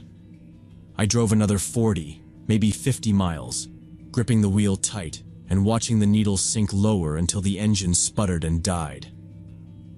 I coasted to the side of the road, completely out of gas, surrounded by nothing but fields and the occasional fence post. The rain had finally stopped, but it left a thick gray fog hanging in the air. My phone had 1 bar of signal. I called for a tow truck and waited with the doors locked. When the truck showed up, the driver was in his 60s, with a worn face and a reflective vest over his flannel shirt. He didn't say much at first, just loaded my car onto the flatbed. While we were driving, I asked him if he knew anything about the gas station back down that gravel road. He glanced at me sideways. "That place," he said, "closed down about 8 years ago. Owner went bankrupt.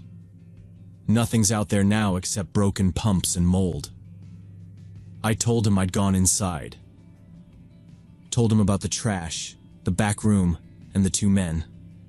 He went quiet for a second. "Yeah," he said. "I've heard stories. Sometimes homeless folks hole up in old buildings like that. Attics too.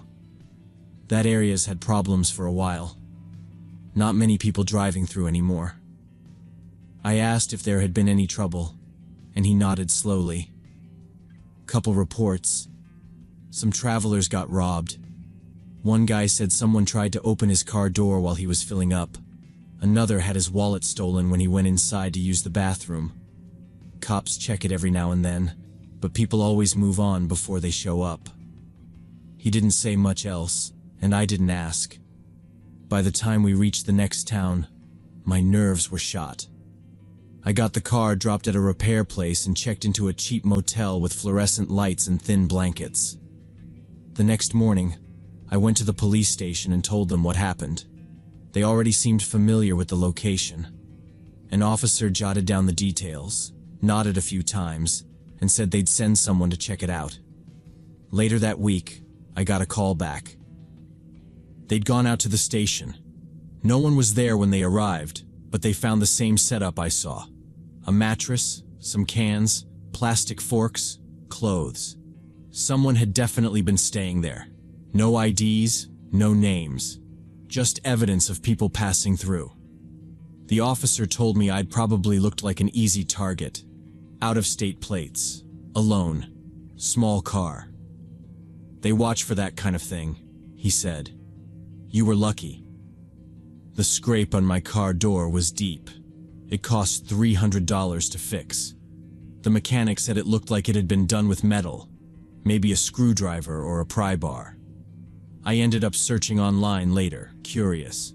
Found 3 forum posts from other drivers, all within the last year. One guy said someone chased his car in the rain. Another said they found their back window shattered after stopping there for directions. A third mentioned hearing footsteps in the trees near the station before driving off. It's easy to dismiss small towns and back roads as boring or harmless. But now, I don't take that chance. Before every trip, I top off my tank. I keep a second phone charger in the glove box. I don't stop unless I see working lights, other customers, real pavement. I don't assume any place is as safe as it looks. That night still plays in my head sometimes. Those 2 men standing at the edge of the trees, watching my car disappear.